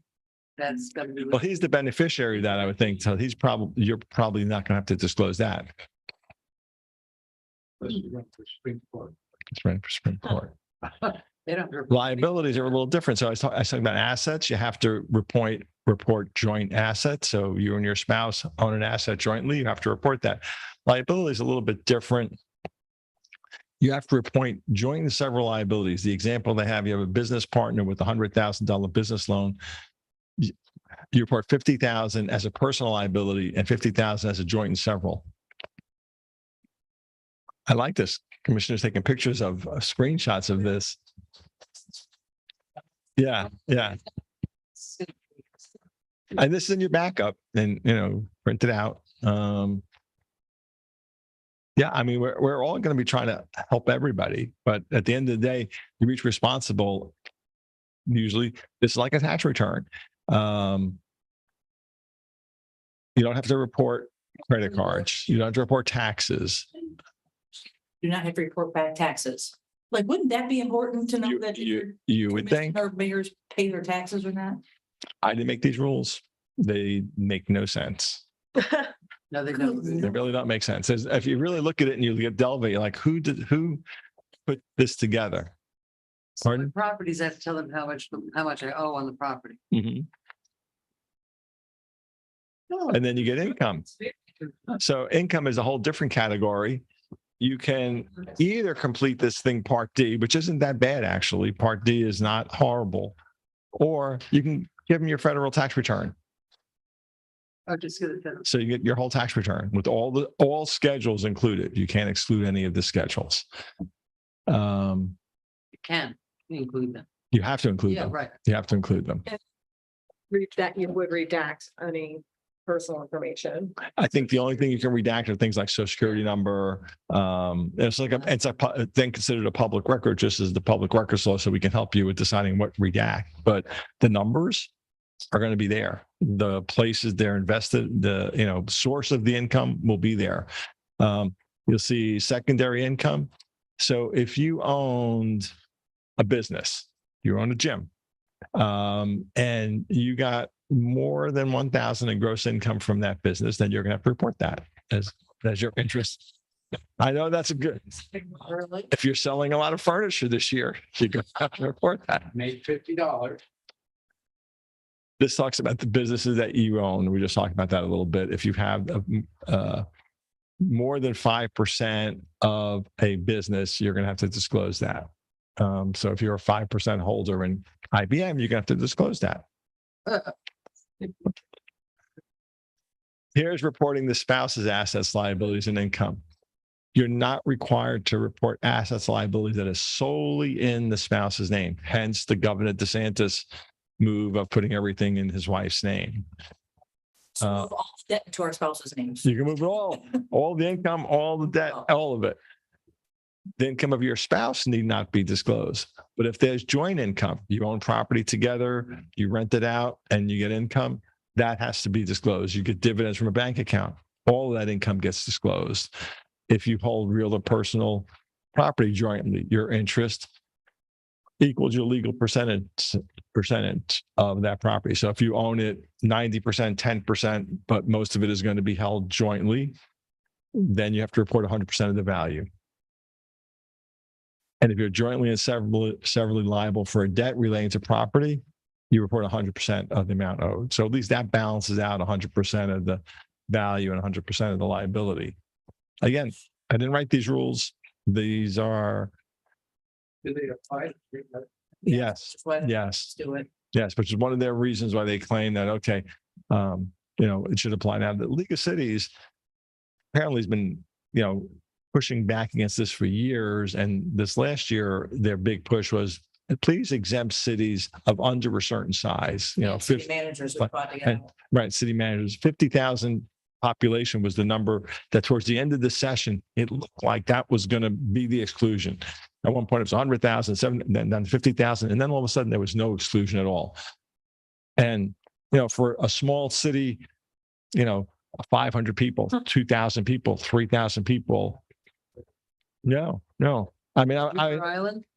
Especially where a lot of them It was are volunteering anyway. They're not getting paid. They're not getting benefits. I was at another city this afternoon, and the chart they were showing was salaries of different commissions. It's interesting, if you're a commissioner in Manalapan or Palm Beach, the salary is zero.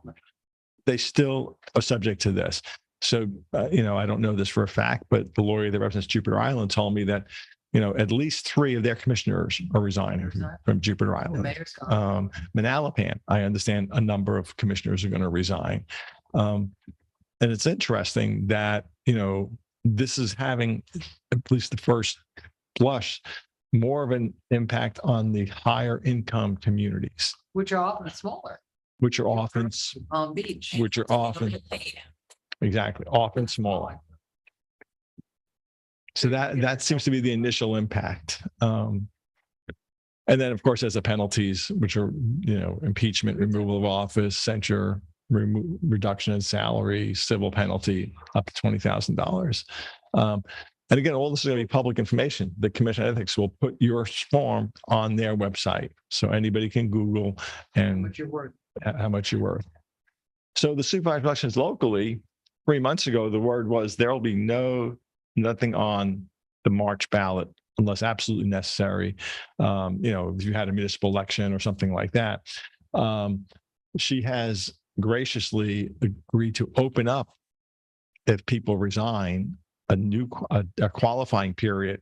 And Melissa, I haven't forgotten you there, dear, up there in TV land. She wanted me to make sure to mention that if anybody on this commission is going to resign, hopefully not, let us know, because we would have to probably put together an ordinance for a new qualifying period. Now, your qualifying period is mid-December.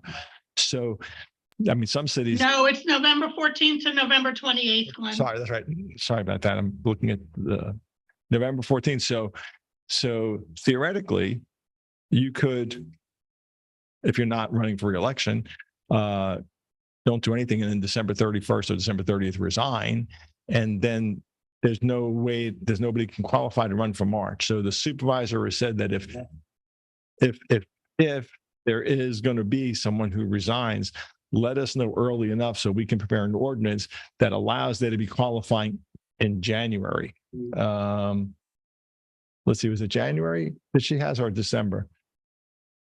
January. No, the qualifying period would be in early January. We would have to, the latest date to end it would be noon on January 12th, because we'd have to get her the information by 3 p.m. that day for her to prepare a revised ballot.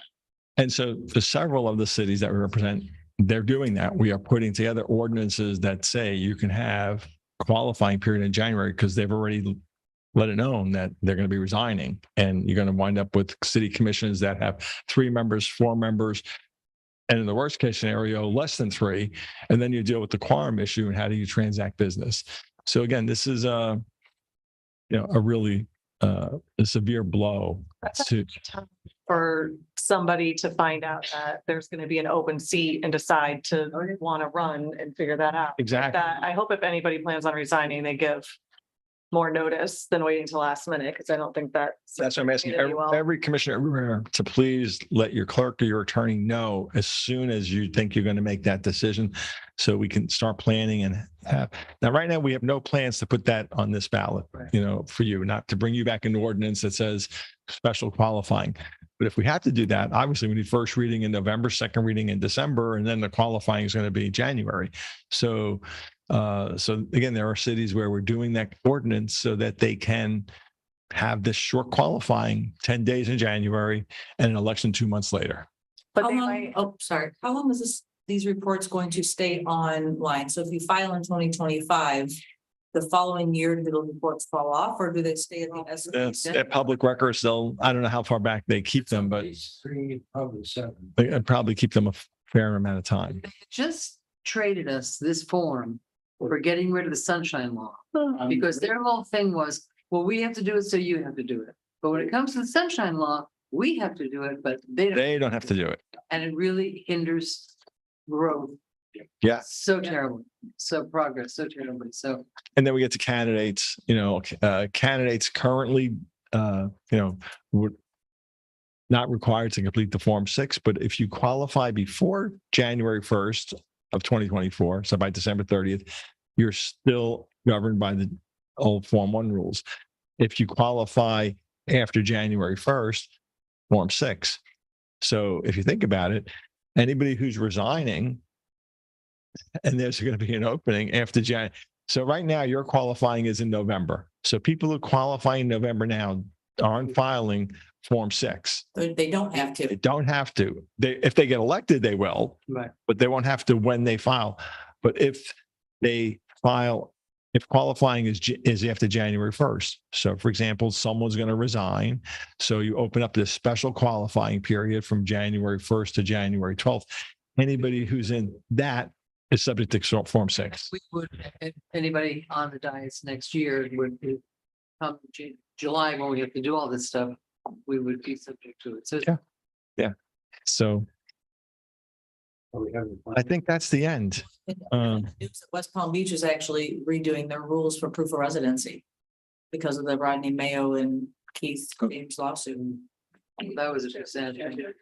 So I'm really sorry to be the bearer of bad news, but it's just wanted to give you all a heads up, and so that if there are any changes, any thoughts anybody has, and candidates, elected officials.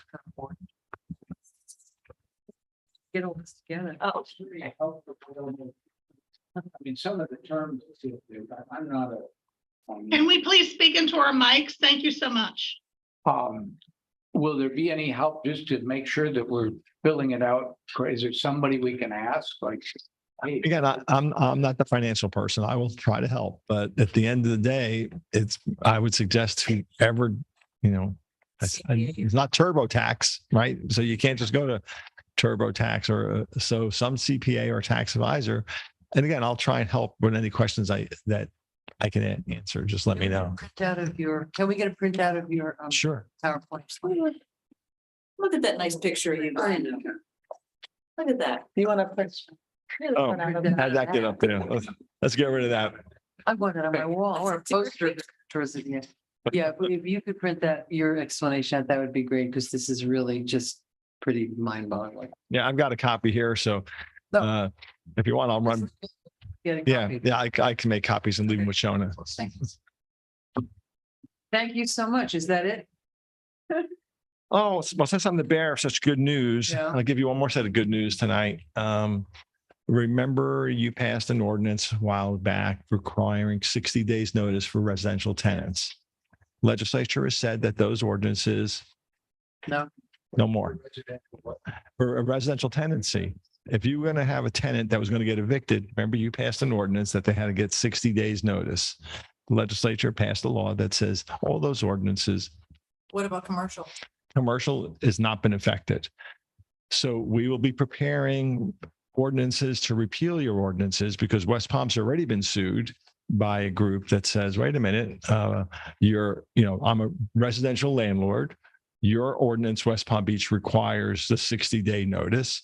And West Palm's already settled that lawsuit and is repealing theirs.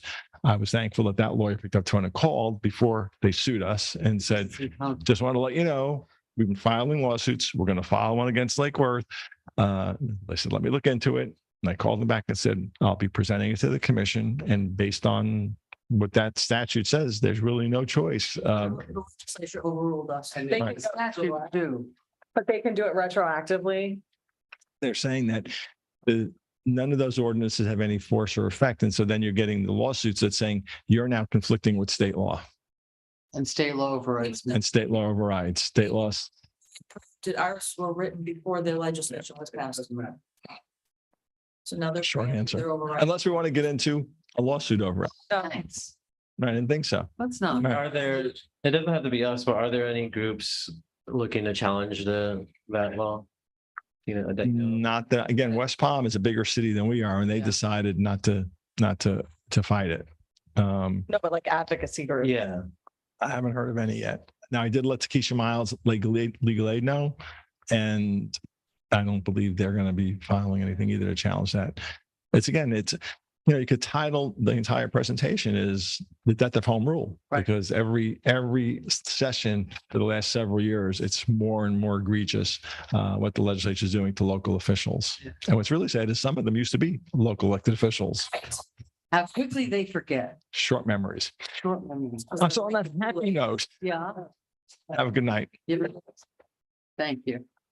Okey doke. Now we are stepping back a little bit to approval of the minutes.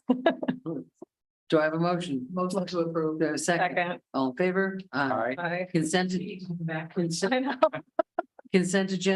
Do I have a motion? Motion to approve. Second, all in favor? Aye. Unfinished business. I'm sorry, I didn't hear who the second was, Madam Mayor. Vice Mayor. I think it was Mr. Thank you. Consideration of utilizing transfer development rights trust funding for year 2 of the mobility plan. I think we have a presentation. For the record, William Waters, Community Sustainability Director. Not a presentation per se, but Lisa Neeson with WGI, who is our consultant for the mobility plan, is here to give you a little bit of an update and what is happening next in our schedule. The biggest thing is that very soon we're going to be releasing a city-wide survey through our website, through theirs, to get more information and opinions from the public. I'm going to try to pull up, if I can, there were 2 documents that were put in that were not included in your packets. I just got them yesterday and today to share with you. Let's see. But Lisa, you can go ahead and start, and I'll be digging around trying to find. Think about that.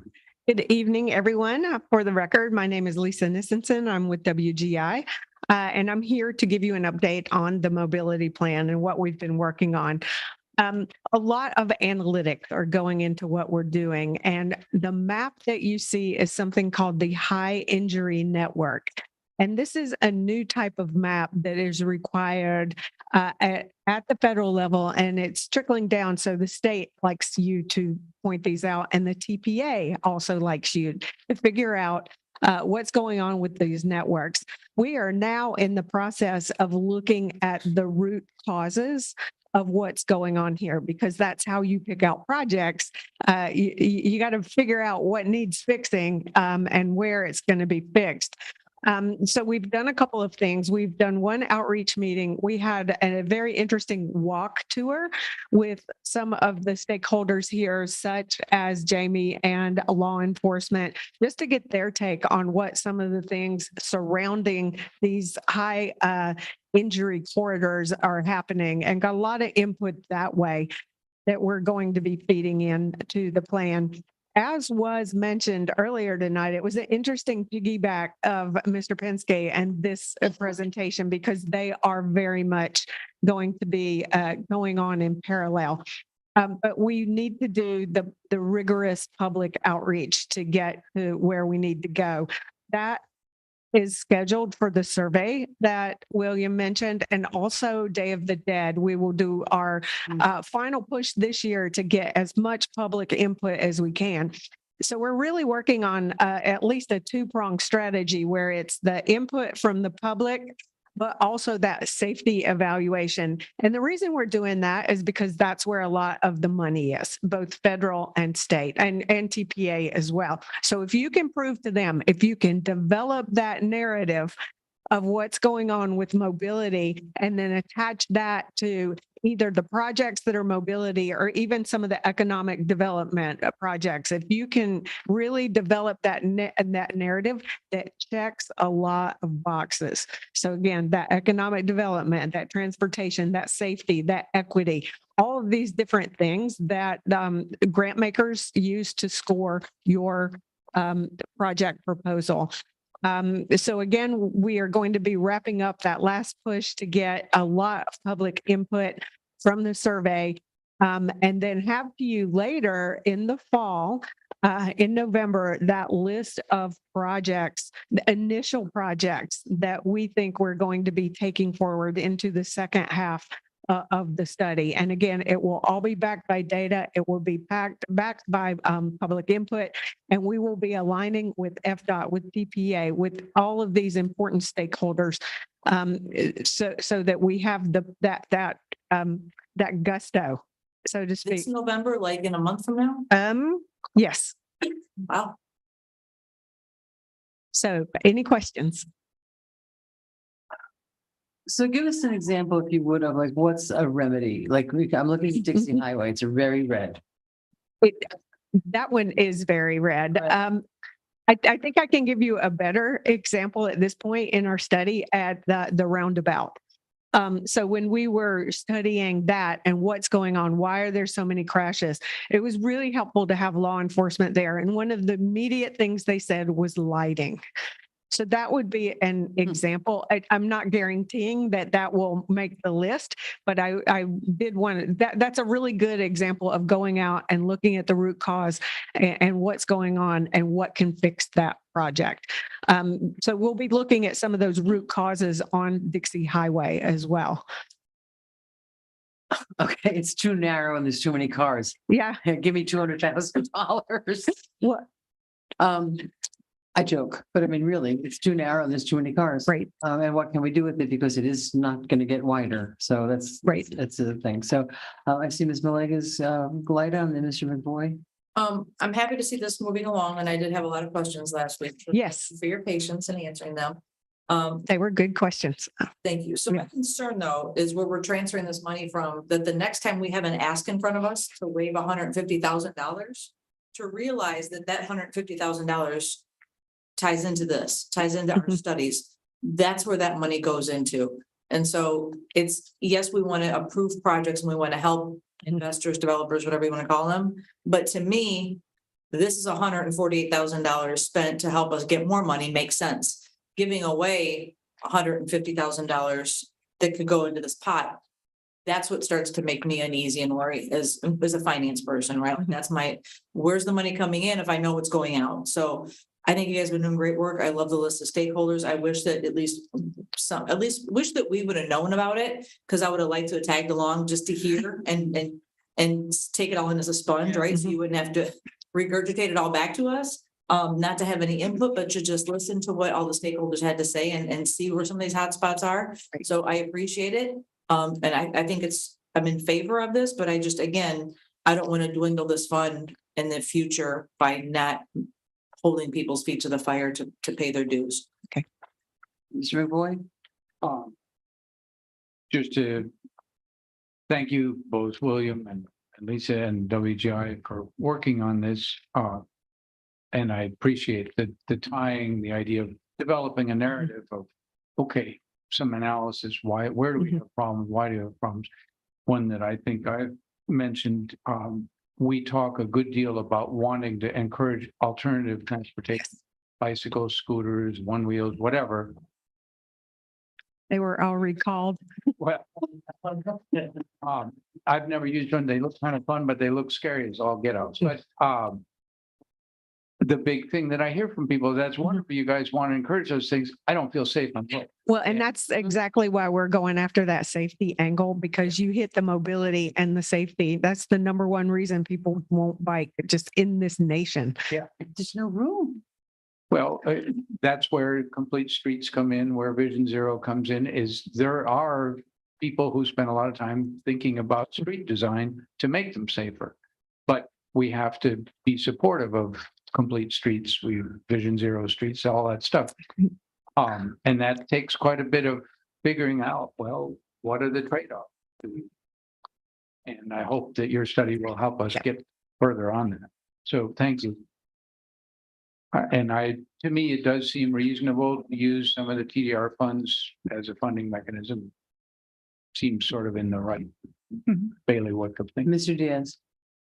Yeah, thank you, Lisa. I mean, in the world of mobility, it's constantly changing. So this is really something that needs to be looked at quite often, because you just never know. I mean, the last few years, I know we've had a conversation in the past about the exponential rise on electric bicycles and how, you can, for at this point, way less than $1,000, you can get a really nice one with Samsung batteries that will take you 70 miles, going 25 miles an hour, and they're popping up everywhere. And I don't think anybody really anticipated it, because we definitely don't have the infrastructure to handle 25-mile-an-hour bicycles in populated places.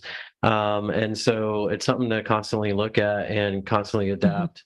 In terms of like the injury map, I think I'm hoping that this study gives us an opportunity for education, because at the core of the issue, too many cars, not enough space, right?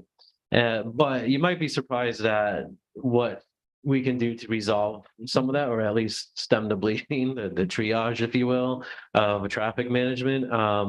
And some of those might be simple as lights. I get that comment a lot for South 6th Avenue. People, you're driving home from work, you're driving on I-95, you're speeding the whole way, and then you get off South 6th, and then you need to make it to Dixie, and you've been driving 70, 80 miles an hour for 45 minutes. You'd be damned if you slow down that last 2 miles. Apparently, that's people's mentality. They pull off and keep going, and the lack of lights doesn't help. But there are things that often get discussed in mobility plans and designs, things like lane repurposing, and they're often met with a little bit of pushback, to say the least, because I think there needs to be a lot of education on there where, it's not just about physical space and cramming cars in, it's also managing on how we move them. So sometimes, having 4 lanes of travel isn't better than 2 lanes with a turning lane in the middle, because you want the cars to keep moving. It's proven to be safer. Things like the diamond that just came online in Boca, I think there was a little bit of a learning curve, but overall it's a big improvement. And I'm hoping that this plan is kind of a tool, not just for us to get funding for projects, but also a way to educate the public on what needs to be done. That's a good point. Do I have a motion? Let's have a motion in a second. Motion to approve. Second. Okay. I just have one question, because we're sitting here talking about mobility, and I just keep reflecting back to PBSO and Captain Bear and the number of DUI crashes that we have here. No matter what you do to make our city more mobile, how do we combat the DUIs in this city, the hit and runs, the parked cars that are destroyed and just left behind? Because yes, being mobile is important, but I know why people don't feel safe on a bicycle. I don't feel safe leaving my car on the street.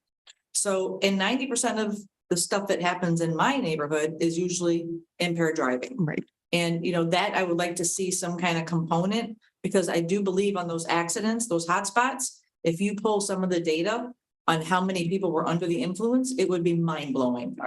And how do we, we don't make those laws here on the local level, but how do we make it known that you don't want to get a DUI in Lake Worth Beach? There's Mothers Against Drunk Driving, there's all that, but we've got to stop being known as a city where you can just destroy city property. We had 3 this past 2 weeks. There's got to be some kind of plan in our plan on how do we address this? How do we educate? How do we make it I hate to say harder or more rash from PBSO, but like, what do we do? Because that is a big problem here. Right. I mean, I mean, you just heard we had 2 officers hit head on from drunks driving the wrong way, and they ran into police officers. What if that was a kid? And that to me is really what a mobility study is about, is how do we make it safer? Right. And You know, that's not one of just the root causes. And not just easier to drive around, or how do we make it safer for our residents and the kids of this city? That's all. And of course, the DUI penalties are state statutes. Right. I'm like, You know, I don't know that we have a reputation for being easy on drunk drivers. Okay, all in favor? Aye. Thank you very much. Thank you. Hey, I next. just want to point out though, on that note, with this plan and even before, I think that's a good issue to start pushing on our prosecutor. It's bad. Okey doke. New business, purchase order with Rep Services Inc. to acquire beach playground equipment. motion to approve. Do I have a second? Second. There's public. Oh, there's. Okay. Are you doing? Sorry. We have a motion, second. I know, I thought there was a card. Madam Clerk, do you have any cards on this? No, online comments at all, Madam Mayor. Okay, thank you. Mr. McVoy. I did notice in the backup, which would take me a minute, that there was a diagram that referred to artificial turf. And I thought, how did that get stuck in there? Hi, I can interject from the Zoom cloud. What's that? I said Rudy or myself can answer to that question. Who's talking? It's Lori. Oh, She's on the Zoom. okay. You have a representative here, however. Good evening, Mayor and Commission. Rudolph Galindo, Assistant Director of Leisure Services. To answer your question regarding the playground, it won't be artificial turf. It will be the natural wood chips or mulch that we use in our playgrounds. Okay. So that's what's part of this. Drawing on the diagram. That's what is part of this project. I think it was in an earlier draft of the original concept is where they had the artificial, but So it's not artificial. but turf. we indicated in the price that we wanted to go with the mulch. Okay. Yes. Thank you. Okay. Jonas Reed?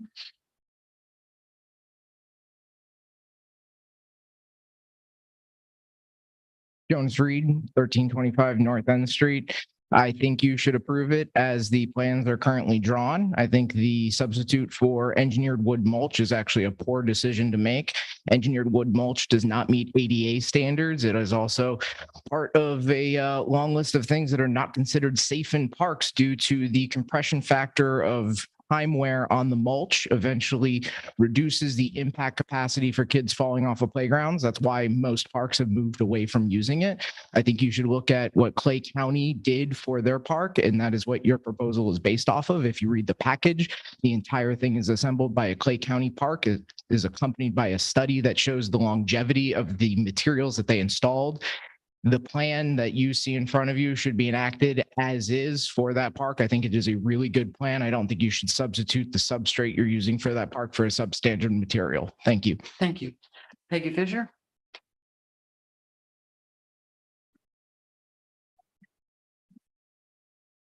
Peggy Fisher, 8th Street, Lake Worth Beach. I also noticed the artificial synthetic turf comment in there.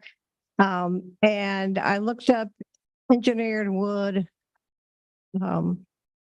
surface, whatever the full words are.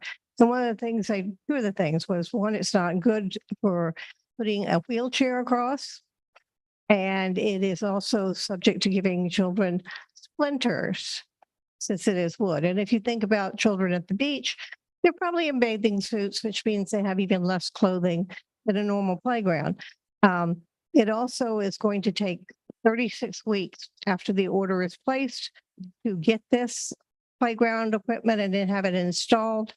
The other thing is the information about the shade sale says it has to be maintained every year. It has to be taken down if they're expected to have winds of 75 miles per hour. So we don't have to have a hurricane. We can have one that goes by us and gives us those levels of wins. And so that increases the need for staff to do maintenance. Maintenance is a problem, has been a problem.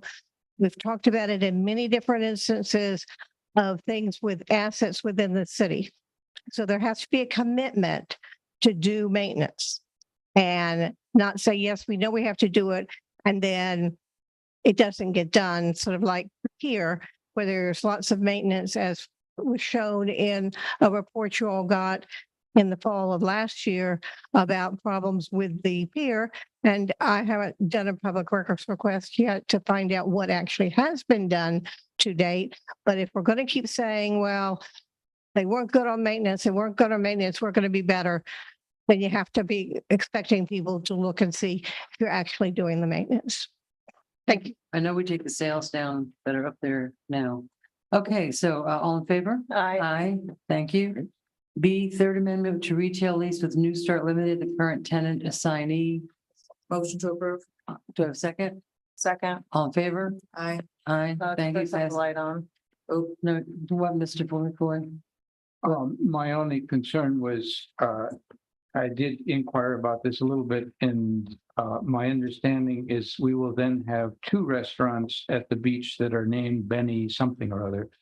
And I guess I'm not thrilled with the idea of 2 of anything in a rather small number of commercial places. I don't know what one does about that, but I just would like to indicate that it would not be my preference to do it that way. Okay.